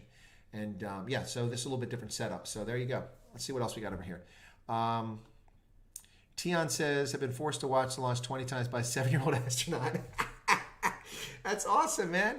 Listen, hey, let that 7-year-old astronaut get excited about space and science and maths. That's what you want. You want kids excited about that stuff. I was so into the Apollo space program. I was a little tiny kid. And then the shuttle came along when I was a young adult, and I was really into the shuttle. And then the tragedy of the Challenger. I was sitting, some of you have heard me say this before, but I was sitting in the break room in my barracks in Germany, in Bad Kreuznach, Germany in 1986 during the Challenger launch, cleaning my rifle because I'd come back from the range. Of course, Germany were 6 hours ahead of the East Coast. So I was cleaning my rifle, I was cleaning out the barrel, and I was watching the launch and saw the Challenger explode. And it's a moment I'll never forget, and I'm sure hundreds of millions of people who watched it will never forget that moment. What a great tragedy it was. And of course, then we lost the other shuttle during the Bush administration on reentry. Such a sad state of affairs. But the shuttle program was retired in 2011, and it was replaced by nothing. The Obama administration came up with no manned space flight program to replace it. Eventually, the idea was to work. The idea then was to work with the public-private partnership, and eventually, SpaceX beat out Boeing to get to the point where they proven a rocket system, the Falcon 9 system, and the Crew Dragon capsule, and now we finally have it. NASA and SpaceX, a public-private partnership, working together to deliver U.S. astronauts from U.S. soil back into space. It was amazing. I encourage everybody to go back and watch that stream. Now that it's not blocked, I'm going to go back and watch it again myself. That's one of my previous live streams. We did the NASA SpaceX launch. It was awesome. You can check it out. It's really cool. It'll be about 35 minutes or 30 minutes or so, 35 minutes into when the launch takes place. No, about 25 minutes into the launch because I had a break. The red ants cut off the transmission. So check it out, folks. It was really cool. If you want to see me blubber, I was in tears. It was quite emotional. It's really exciting stuff. Thank you, Elon Musk. Thank you, SpaceX, your 8,000 employees. And thank you, NASA, and all the hard employees worked. And thank you, Donald Trump, for your vision to get us back into manned spaceflight. So soon we'll be back on the moon, 3 to 5 years if things go well. And within the decade, we should be to Mars. How exciting will that be, ladies and gentlemen? Won't that be cool? All right. So, yeah, the 7-year-old astronaut. I love that, Tian. That's amazing. So Dan Verkman says, the days of third and fourth generation firefighters, police are coming to an end. People are now volunteering for all the wrong reasons. Yeah, probably for attention or so they can get... Take a little selfies. Look at me, I'm at the fire station. How do I get the camera on there? Ooh, check me out. Yeah, self-absorbed nonsense. That's probably why a lot of people are becoming firemen and police auxiliaries now. And that's not what it's about, ladies and gentlemen. It's about serving your community and making a difference. If you've ever lived through a house fire, you've ever dealt with it, it's a horrible experience. And you don't want it to happen. And knowing that there are reliable, well-trained police and firefighters around makes all the difference in making people feel comfortable in their homes. And also that there'll be a response when they need it. And volunteer fire departments are critically important here in the United States. I don't know how it is in South Africa or Botswana. I believe there are government employees there. But here, volunteer firefighters play a major role, and certainly outside of major metropolitan areas. What else do I see here? Paulie says, PA has one of the highest amount of volunteer fire departments. Read Fire magazine numbers have declined significantly since 2018. Yeah, go and join. I should go and join. And they have declined because less people are volunteering. There's been a big effort. For instance, our fire department here is talking about consolidating with another fire department. Now, the impact of that is that somebody's going to be shortchanged because either they're going to relocate from this town to another town or that town to here. And then the response time is going to be dramatically higher in one of the two locations. That's unfortunate. And in fact, could be potentially in both one, depending on how they allocate the personnel. Whoever's on call, if you're on call and you're from the other town, you have to come all the way over here. Well, you have to add that time. Not a good thing. But yeah, Pennsylvania has a long history of volunteer firefighters, in part because of the early development of this state as a colony, and then also the early development of the mines and the forestry industry, both of which required firefighters to be on hand. So we have massive coal mining industry, steel industry in the state, and also forestry. 3 huge industries throughout the history of Pennsylvania. And so those things all matter. Let's see. Bite Your Ankle says, you look like a dope smoker from West Rand with that beard. Too cool to be a farmer, too laid back to be a Joe Burger. Yeah, definitely not a Joe Burger. Maybe a Praetorian, maybe someone from Pretoria, but not a Joe Burger. Yeah.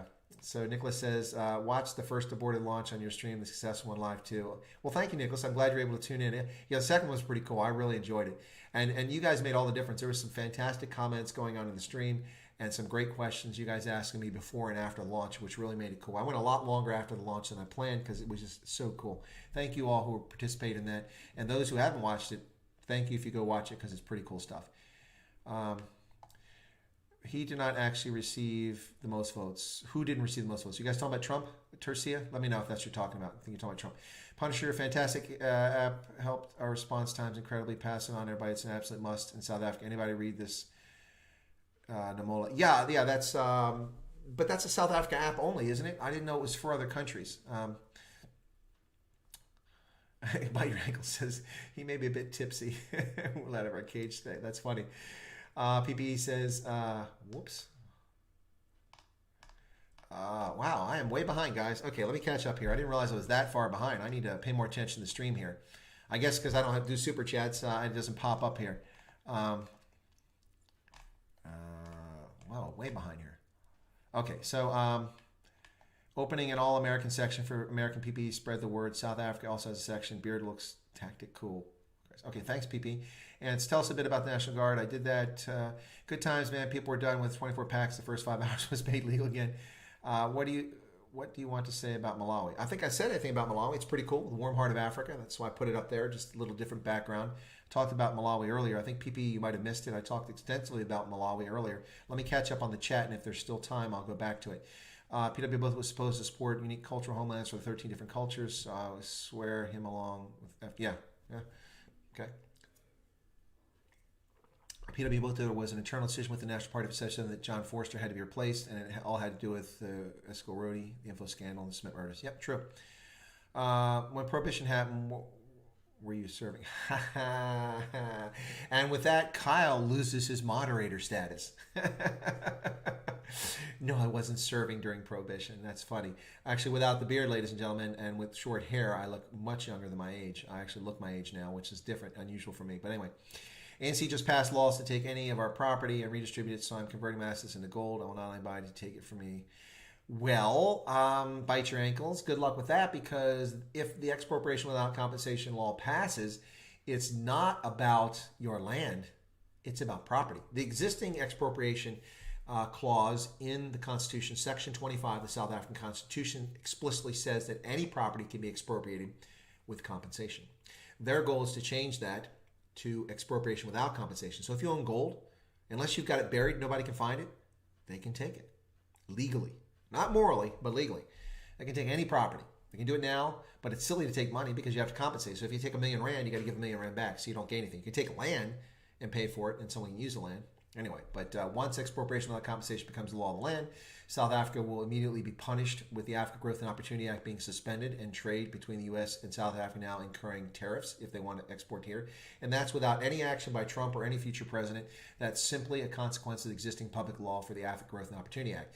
So go ahead, ANC. Be stupid. Cut your nose off, spite your face. That's billions of dollars of trade right there. It's going to have tariffs slapped on it legitimately from the get-go. Why? Because you get an advantage now because you have good governance. Well, don't have good governance, but you're conforming to the governance requirements, I should say.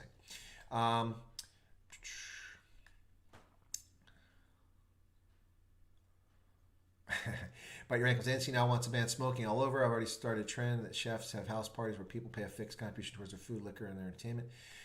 Fawn says, after the COVID fiasco, the ANC has to do something not to lose voters, so prepare for the land issues and other things like universal minimum wage. Well, the land issue is not really all that important to most South Africans. A number of people, now the surveys can be worded in all kinds of ways, but it's not the overriding. You don't have 43 million black South Africans clamoring to go become farmers. You have some. You don't have them. Most of the demand for land is actually for residential space, for housing. That's why you have squatters all over the place, because they don't own any land. And the land back in KZN is all owned by the king in the Ngoma Trust, 2.8 million hectares for that matter.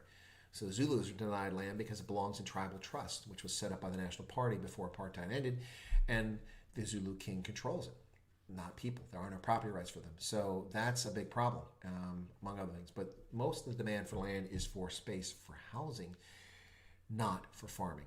It's a misnomer. Anyway. Chris Wyatt, the National Guard was federalized in 57 for Little Rock. 100 for that is correct. Absolutely true. That's Ranger buddy there mentions that they were nationalized. I've already mentioned they can be nationalized, and Trump can do that. But he has to nationalize, has to federalize the National Guard. He has to issue an order directing that. Short of that, he has no control of the Guard. Once he does that, then they fall under the Department of the Army or the Department of the Air Force, but they fall under the Department of Defense, and they answer to them. So if the governors don't get their act together, Trump can do something. Unlike the executive order, which he just signed, taking privileges away from the social media companies who are violating their trust with their nonsense. He can do that, but he's very limited in what he can do with the executive order.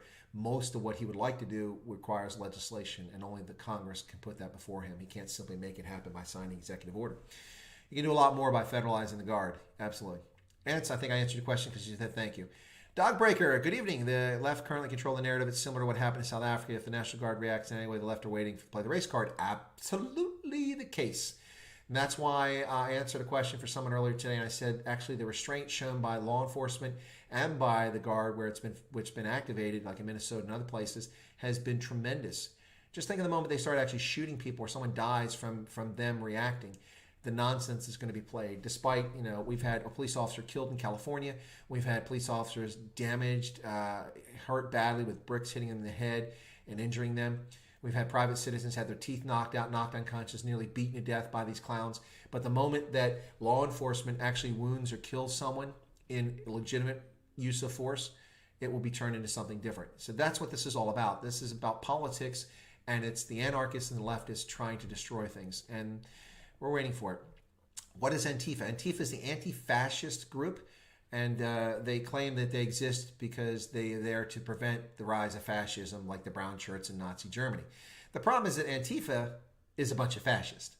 They don't care about free speech. Watch the video of the guy, I don't know if it was DC or whatever, this white guy walking, and he walked up to a protest. He got too close, and I don't know what he said because it was off camera, but a bunch of white people started chasing him down the street, broke through the protest line, beat him over the head. He fell to the ground, walked up, kicked him in the face, knocked out all the teeth in the left side of his mouth, bloodied him, and they start kicking him in the face while he's lying there almost unconscious, almost completely flat on the ground.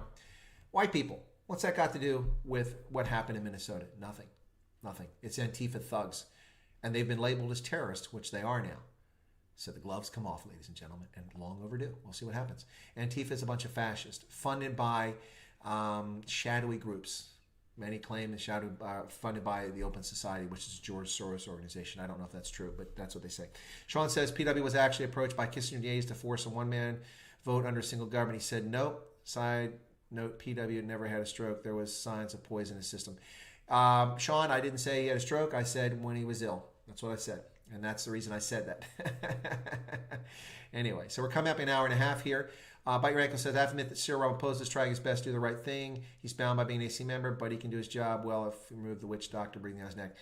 Well, that's a view, Bite Your Ankles, and I understand where you're coming from, but I don't give Cyril Ramaphosa a free pass anymore. He's part and parcel of this system. He was the deputy president under Zuma while the entire state capture took place. He was a board member for the platinum mine that called out the cops and had all those people killed at Maracana. He has $1 billion, which was handed to him mostly. Some of it's from his wealth growing, but a lot of it was handed to him. No legitimate reason why he was given that money other than he was negotiator for the ANC at the CODESA summit. He's part of this, and the language he's using, why is he coming out saying colonial economy and racist economy? It's his economy. It's the ANC's economy for 26 years. They've modified it in ways which actually does make it racist. BE is a racist legislation which discriminates against minority business owners and other South Africans. 2/3 of all employees from minority-owned businesses in South Africa are black South Africans. Not Indians, not coloreds, not whites. They're black South Africans. 2/3 on average. Some have more black employees. Some have less. But on average, 2/3. And every time you force a company to go through BE certification to deny minority business owners an opportunity to conduct business with the government, and then the major companies deny them access because they don't want to fall out of favor with the government, that's racist. You're treating one group better than others. People aren't equal before the law. That's why we ended apartheid. Cyril Ramaphosa is part and parcel of that. So he doesn't get a free pass from me. I do respect your opinion about your ankles, but I don't think it has anything to do with Nkosazana Dlamini-Zuma. It has to do with the ANC, and he's part of the ANC. And they've proven that they don't care about South Africans, in my view. Tion says, Bite, don't you think a lot of... Oh, okay. He's about to be kicked out. Yeah, I think that Cyril Ramaphosa is in a tight spot and in jeopardy, but I don't. This is just how he feels anyway. He's a chameleon. He says whatever people want him to say. He's the Joe Biden of South Africa, except he can stay conscious when he gives a speech. Anyway, does Antifa have a hierarchical leadership structure as just George Soros? Yeah, they do. They do have a hierarchical structure, just like any terrorist organization. They're made up of cells and leadership, and they have it. Yep. Somebody's support for looting. I'm not. Whose support for looting, Tercia? I missed something from you earlier. Sorry about that, Tercia. Oh, Trevor Noah. Yeah, maybe that's it. Yeah. Sorry, Chris, but Trevor can't come back. Lockdown. Okay, we will swap the whole command council. Lizan says, true foresight is planting a tree and you'll know it'll never sit. That's my Space Force thing. Ramaphosa knows he's not fitting the criteria for ANC, but he's the man. He has to man up, stand up. We don't want Trevor back. You guys, okay. Let me jump ahead a little bit here. Bite Your Ankle says, that's why I'm changing all my assets to movable property, which they can't take. Well, they can take it if they can find it, so good luck with that, Bite Your Ankles. But I get your point. It's well taken. Mana's home, I don't think they want to farm. Look at Zim. It's all about taking, not farming. Yeah, and look at the way the land was distributed in Zimbabwe home. Absolutely disastrous. And we can talk about that in another stream. How many seats are up for grabs in the Congress this election, Chris? All of them in the House. Every 2 years, every member, the 435 representatives in the House of Representatives must stand for election. They serve for 2 years. And 1/3 of the Senate is up for normally every 2 years, 1/3. Because senators serve for 6 years, so they're staggered so that you normally have 1/3, 1/3, 1/3 of the senators run for election. So that you have 1/3 of the election, or 1/3 of the Senate replaced, about 33 seats on average. And then you have every member of Congress must stand in the House of Representatives. So that's every 2 years. So that's who's up for that. News is the cops. Okay. Good evening, Chris. How are you doing at the moment? Untoned. Well, I'm doing fine, actually. But the red ants, I've overcome them with my new studio setup. Hopefully people were able to enjoy this. Chris, kan je Afrikaans lezen en reply in English? Yes, I can read Afrikaans and respond in English most of the time. But I have to take a moment to focus on it. Chris, kannst du Afrikaans lesen und auf Englisch antworten? Ja, sicher kann ich auf Englisch Afrikaans lesen und auf Englisch antworten. Yeah, I sure can. Maricon is down the road from where I stay. Ramaphosa doesn't deserve respect, just saying he lost in the ANC. Yeah, that's true. Well, that Northwest is not Ramaphosa country, that's for sure. ANC only looks after the group who calls themselves Black Twitter. Okay. Executive Order 9066, 1940, put my parents and family into relocation concentration camp. So my Ranger buddy there is of Japanese origin, I'm guessing, or German. The reason I mention that is that it's not as well known, but as many as 15,000 ethnic Germans were placed in concentration camps or imprisoned during the Second World War. A larger number took place in the First World War. Most of them on spurious claims, utter nonsense by the federal government. In addition, over 100,000 Japanese Americans, which I mentioned in my last stream, were imprisoned by King Franklin himself, King Franklin Roosevelt. President of the United States elected 4 terms, and that's why we have term limits now for president. Something that was long overdue after that event. Roosevelt, who extended the Depression by a number of years by his socialist policies, which held America back and undermined, eviscerated our market-based economy, and we're living with consequences of that even to this day. But King Franklin issued an executive order ordering that Japanese Americans be put in concentration camps on the basis of no legitimate reason whatsoever. Many of them were American citizens, some were recent immigrants, but most were American citizens. And they had to surrender their property, sold at fire sales, or was simply confiscated by people who took it over when they abandoned it to go live in a concentration camp. But despite that, Japanese Americans volunteered for military service in overwhelming numbers and served in the European theater of conflict with great distinction. Great distinction. What happened to the Japanese Americans in our country was an absolute disgrace, and it is a legacy of the Democratic Party. The same Democratic Party that vetoed the civil rights legislation and whose president, Lyndon Johnson, a foul-mouthed individual, said the most horrific things about black Americans and guaranteed that the Civil Rights Act would never pass. But it did in 1964, during his presidential term nonetheless. Yes, and of course the Democrats took credit for civil rights legislation, which they fought. The only reason the civil rights legislation passed in 1964 was because of overwhelming support from the Republican Party. That's a true statement. Check out Dinesh D'Souza if you'd like to know more about American history and the myths and lies and fantasies of the Democratic Party. The party responsible for the Ku Klux Klan, the party responsible in large measure for lynchings, the party that fought against suffrage for women. Yeah. If you look at all the women suffragettes, they're almost all Republicans. Elizabeth Cady Stanton, the list goes on and on. They were Republican members. But somehow in this country, just like the Chinese with their propaganda of Wuhan, just like the ANC claiming credit for the liberation struggle in its entirety as if only they were involved, the Democratic Party in America is very adept at propaganda. And they've convinced people that Republicans are the evil ones, when it's they are the ones that created the Ku Klux Klan. They're the ones that did the lynchings. They're the ones that came up with Jim Crow laws that deny black Americans the right to vote they earned. They're the ones who stopped civil rights legislation in the 50s. They are the ones who interned Japanese Americans in concentration camps. They are the ones. The Democratic Party. That is their legacy. That is their legacy. All right.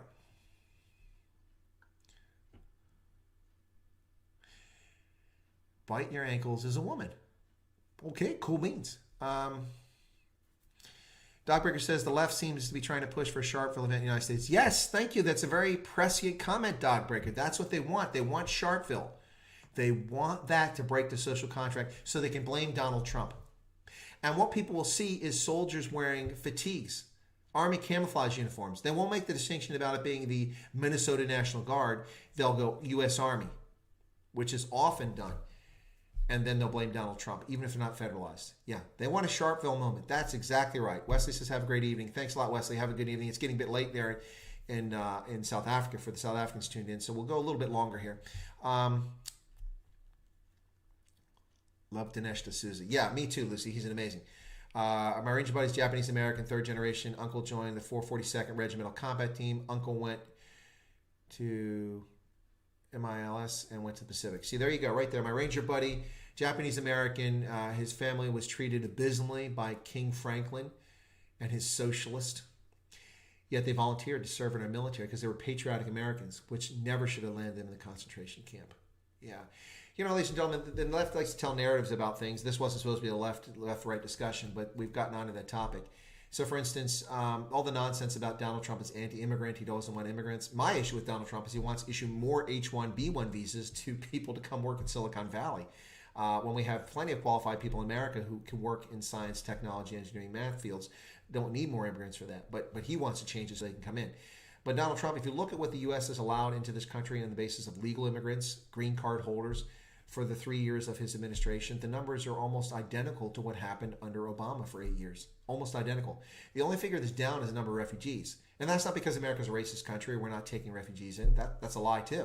The number of refugees are down because the number of applications, legitimate applications for refugee status in America have declined demonstrably. Why? Because we don't have 4 million people fleeing Syria. They're already in Germany. They don't need to flee Syria. They're gone. And that's where the numbers spiked from the last few years during the Obama administration, the Arab Spring.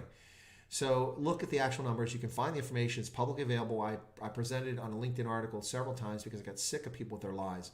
Donald Trump is not anti-immigrant. He just wants law-abiding people to contribute to our society. And any country expects it. The Canadians, they have a very high standard to become a migrant there and to become a refugee. They only accept refugees who meet a certain status. They take lawyers, doctors, dentists, engineers, mathematicians. Yes, they'll happily take you to your country, to their country. But the Canadians are praised by the economists while the economists tax the United States. But we take in more people in this country than any other country around the world on a permanent basis each and every year. The exception of Turkey, which has millions of people from Syria and from Iraq who fled there. But that's a one-off and unique situation, not the norm in Turkey. This is the norm in the United States. That's why this country has gone from 160 million people when I was born to 330 million people in my lifetime. Doubled in size because of in-migration. Natural population growth increased our country significantly, but much of this has come from the number of immigrants that have come into America since that time. All right, let's see where we're at. Make sure I've caught up here. We tried to be there for the families, but you can never replace what they lost. Anti-Christian persecution. Remember, Chris White, just because a lot of people frequent your show or flood your chat and are biased towards others, they run off smart people. Don't give power to any and every anonymous idiot. Okay, sure. Not sure which idiot I gave power to, but I thank you for the advice. It's good advice.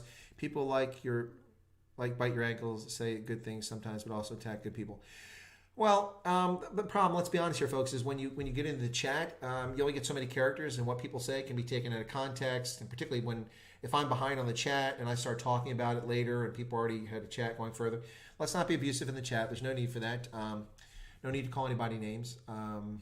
if somebody's being a turd, I've got a moderator on there, and the moderator can stop their chat from being approved. Anyway, so Bite Your Ankle says you can only say it was bad. You can never say it will get better. I smell the troll. Maybe, I don't know. Let's see how it goes. But anyway, ladies and gentlemen, we're about an hour and 38 minutes into this stream. Still got quite a bit of folks there. Military Intelligence Language School. Yeah, Camp Savage, Minnesota. Yeah, Camp Savage, Minnesota. I've been to Minnesota, but I've been to Fort Snelling up there, which is in Minneapolis. Interesting place. I forget why I had to go there. It had something to do with ROTC when I taught at Iowa State. But while I was in Minneapolis, I went to a baseball game in the hideous Metrodome, which is a horrible place to watch a sporting event. It's now been replaced with a real baseball stadium. And also went to the Mall of America, which was interesting. It's the largest mall with nothing in it in America. You're entitled to your opinion. I'm sorry.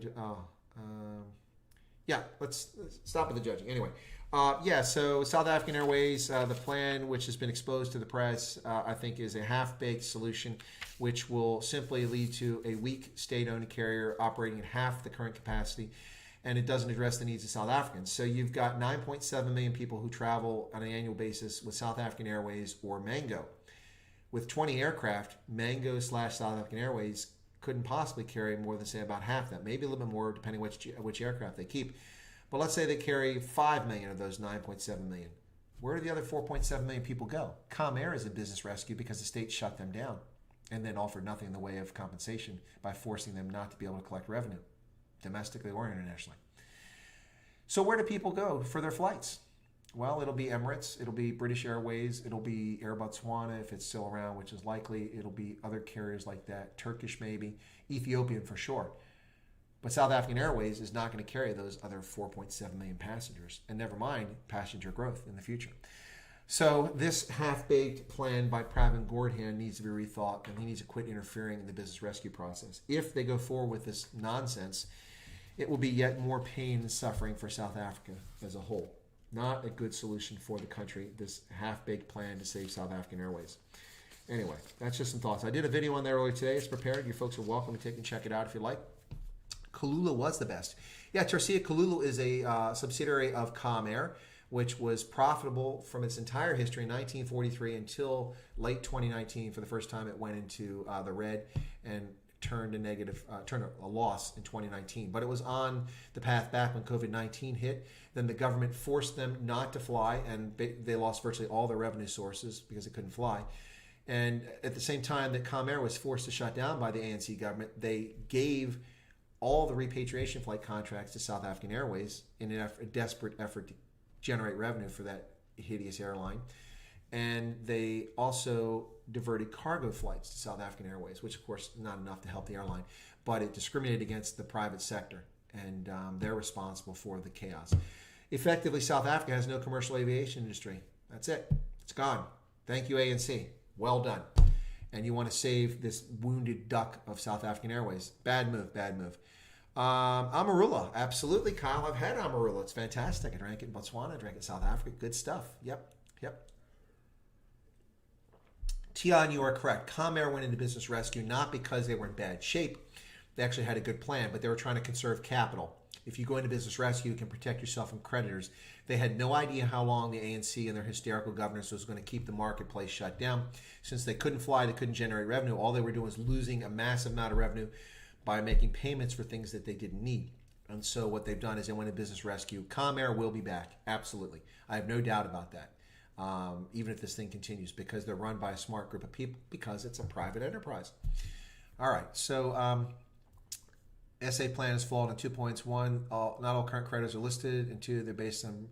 Yeah, well, it's flawed in a lot of respects there, Tian. We could talk about it for quite a while. Maybe just devote a show to SAA.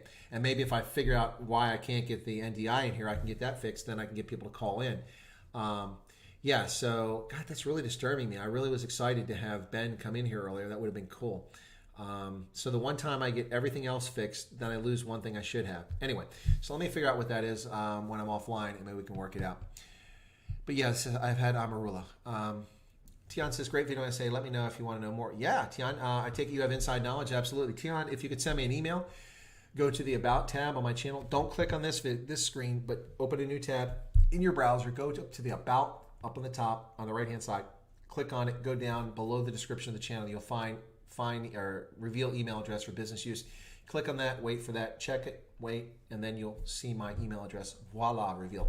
Send me an email, Tian, and we can touch base, and I would like to know more. And we can talk in private without me revealing anything about you unnecessarily here. So anyway, thank you for the compliments on the video. Folks, please go watch it. Let's see.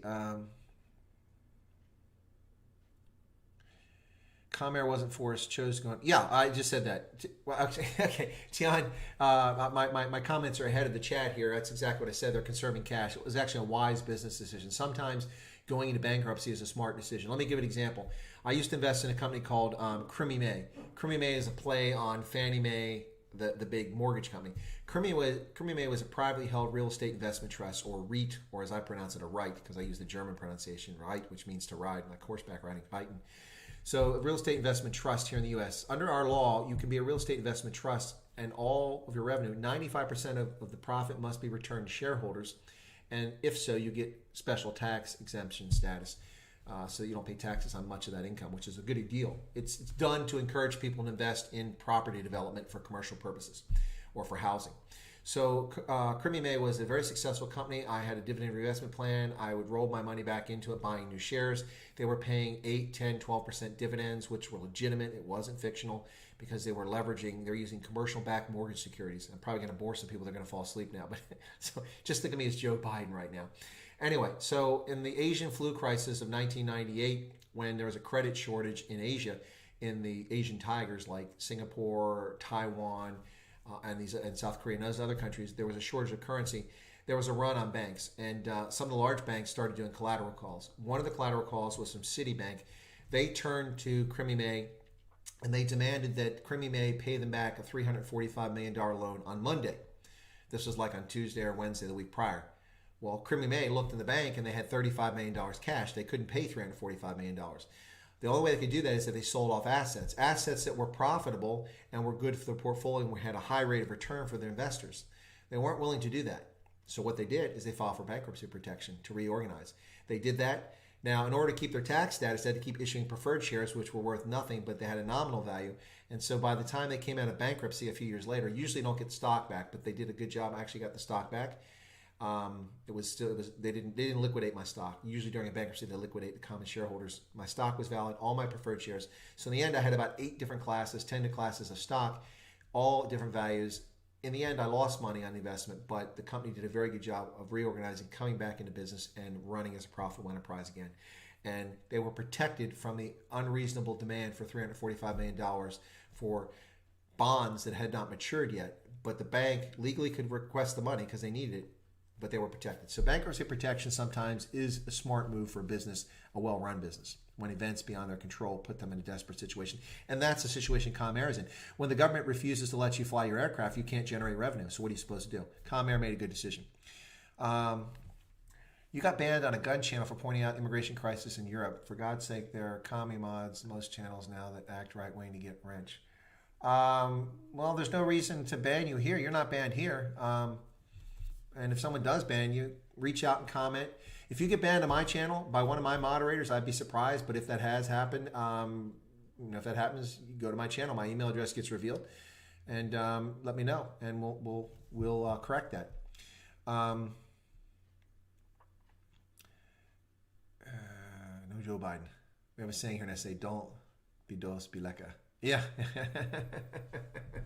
Yeah, right. So, South African Airways. All right, folks, any questions? Boy, I'm really disappointed in that stupid NDI. You guys should see it here. I should take a screen capture and show you how this option is not here. It's on my other computer. I don't know why. So what version of that? Well, I don't want to do that. Actually, I should be able to open up my computer. Let me open up my laptop and see what version of Streamlabs I have, because this one should be the same. I don't know why it's not there. Oh, I think I need to add the NDI to it. That's what it is. It actually, I have to download it. I remember now. I probably didn't do it on this computer. Okay, Ben, I figured out what the problem was. The problem is me. I didn't put the ad. There's an add-on that goes to the software, and I probably didn't do it on this computer. So I'll have to go back and download that. That's exactly, I'm pretty sure that's what it is. Yep, let me see. Yep, that's, the other one still has it. No, that's not what I want. Scene. Yeah, let me see real quick. Yeah, NDI source. I have to go back and add that. That's what the problem was. I just realized what my problem was. Now, I couldn't have fixed that in the midst of the stream, or it would have been very distracting, but I will fix it after I get offline. And what we'll do is we'll do a try call in. Maybe tomorrow I'll come on just for that purpose. Probably same time, South Africa time, 9:35 in the evening. Let's see. What have I missed here? Anti-Christian persecution says we have a choice to be either nationalist or internationalist. I got banned from my account, Europe Rising. Okay, so anti-Christian persecution, were you Europe Rising on here? Okay, send me an email if that's the case. Europe Rising was saying some nasty things, if I recall. Maybe I'm mistaken, but it didn't disturb me. Anyway, but if that was the case, I'll reconsider it. Your son has an IQ of 163? Wow. Well, maybe you should have him call when he talk to me. He probably put me to shame. We'll see how that goes. Tion says, not quite lucid. The police brought in and stopped the protesters.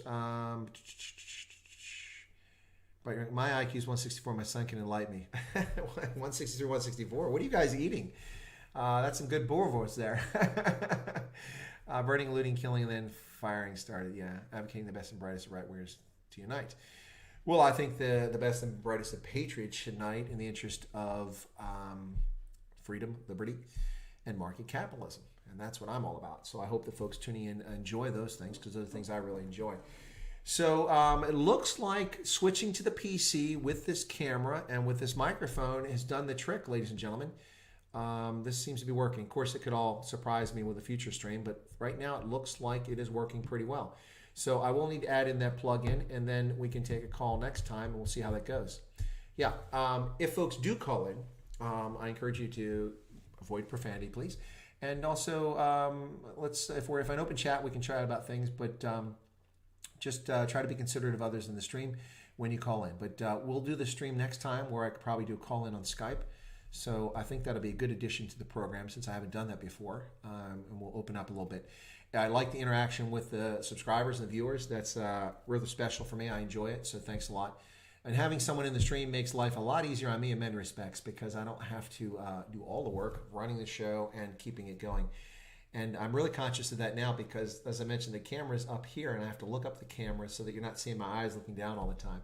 On the laptop, it's right there on the screen, so even when I'm looking around on the screen, it doesn't look like I'm looking away from you. So here it's, anyway, it's a little bit differently. So,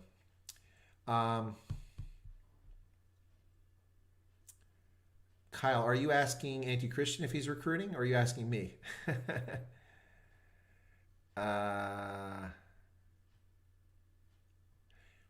Best time to contact Chris. PPE demonstrators, do you mean by telephone call or by email? Email 24/7.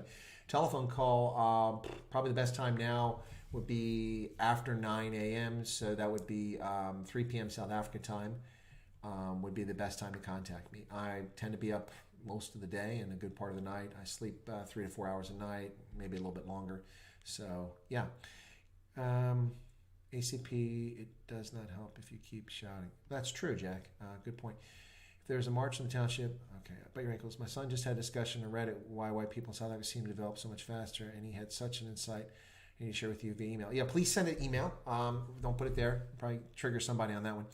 Everyone needs to look up a video called Conservative by author of Ruination Media. Okay, well, thanks for that advice, Anti-Christian Persecution.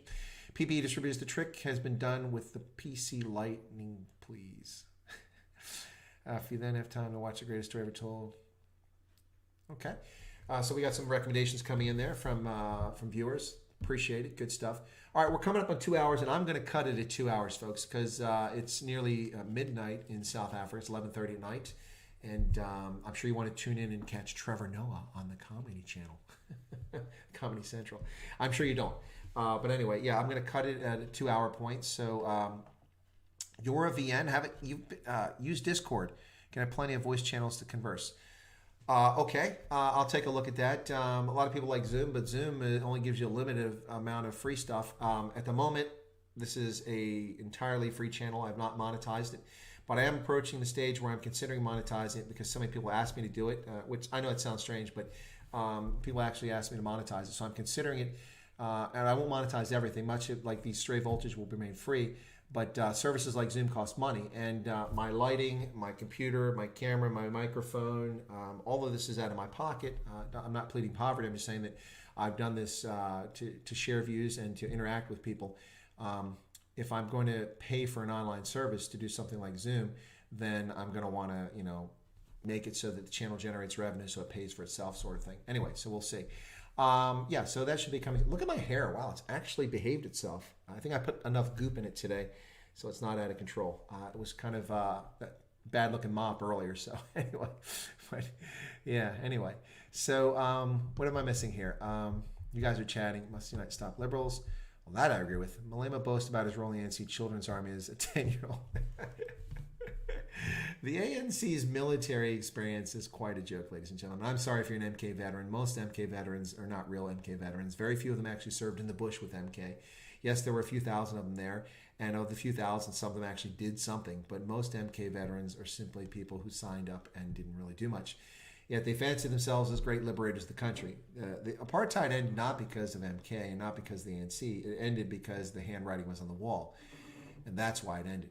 And also the fact that once the handwriting was on the wall, the government asked the public so they could give themselves top cover politically for ending apartheid, do you want to end apartheid? And 63% of white South Africans voted to end apartheid in a poll, and that's the truth. All right, so Andrew says, great stream. Cool, thanks. Sean, I'm not his biggest fan. It's funny, but he would be funnier with a foot in his mouth. Try running to the homes, getting away from riots. Your hours seem the same as mine, 4 hours sleep. Yeah, sometimes I get more. Just anyway, it just depends. Nicholas says, thanks. Been another great stream. Audio good. Great content. Well, thanks a lot. I really appreciate it. Casper, same to you. Chris, thank you for a great stream. Off to bed. Skalk, have a good night. Thank you for tuning in. Bite your ankles. My daughter won awards in France for movie production directing. Bite your ankles. I think you're just starting to boast a lot. These kids' ears seem very impressive. These IQs that you keep telling us about. No, I'm just teasing you. Just teasing you. Discord, free voice, and text chat. Okay, well, let me check in on that and see what happens if I can get it to work. That would be cool. All right, Barber Chris. Yeah. Well, the barbers are closed. Governor Tom Wolf, lockdown restrictions, has closed my local barbershop, which is a small business owned by a woman, by the way. She's a fantastic barber. The women are probably the same way with salons, but men, you know that when you find a barber that takes care of your hair and you get comfortable with them, that's a personal thing, even when you keep your hair short. So once I find a barber I like, I don't change until I'm forced to move. And so the local barbershop here is fantastic. There's a couple in town, but I went to the one, and the barber, she runs her own business. I hope she stayed in business despite this lockdown because she's brilliant. I hate to see her go out of business. She's a good spot, and it's a local business. I like to support local businesses. So anyway, yeah. All right. So on the way out, what I'm going to do, ladies and gentlemen, if I can get it to work here, let me see if this will work. I'm going to play. If it doesn't, then I'll just reload it. But I'm going to play Giselle's video here, and I'm going to use that as a closeout. And I want to thank everybody for tuning in. Let me see if it'll come up here. There we go. All right, so I'm going to close out here. I want to thank everybody. This is about 3.5 minutes. Enjoy this video on the way out. Kyle says, if you consider membership through YouTube, you can't do membership unless you are monetized. I'm on the verge of considering monetizing parts of the channel, Kyle. So that'll be a decision I make in the next week or so. And I probably will do it so I can have members, and that'll be coming up shortly. But I have to figure out what I can offer members that's different and better so that it makes it worthwhile for you to be a member, since most of what I do is free. All right, ladies and gentlemen, I'm going to close with Giselle's song here. I hope you enjoy this. Have a pleasant evening, and I will see you all tomorrow. I'll do another live stream, and we're going to fix the call-in, and I'll take calls tomorrow. That's the plan, folks. Here we go. Giselle.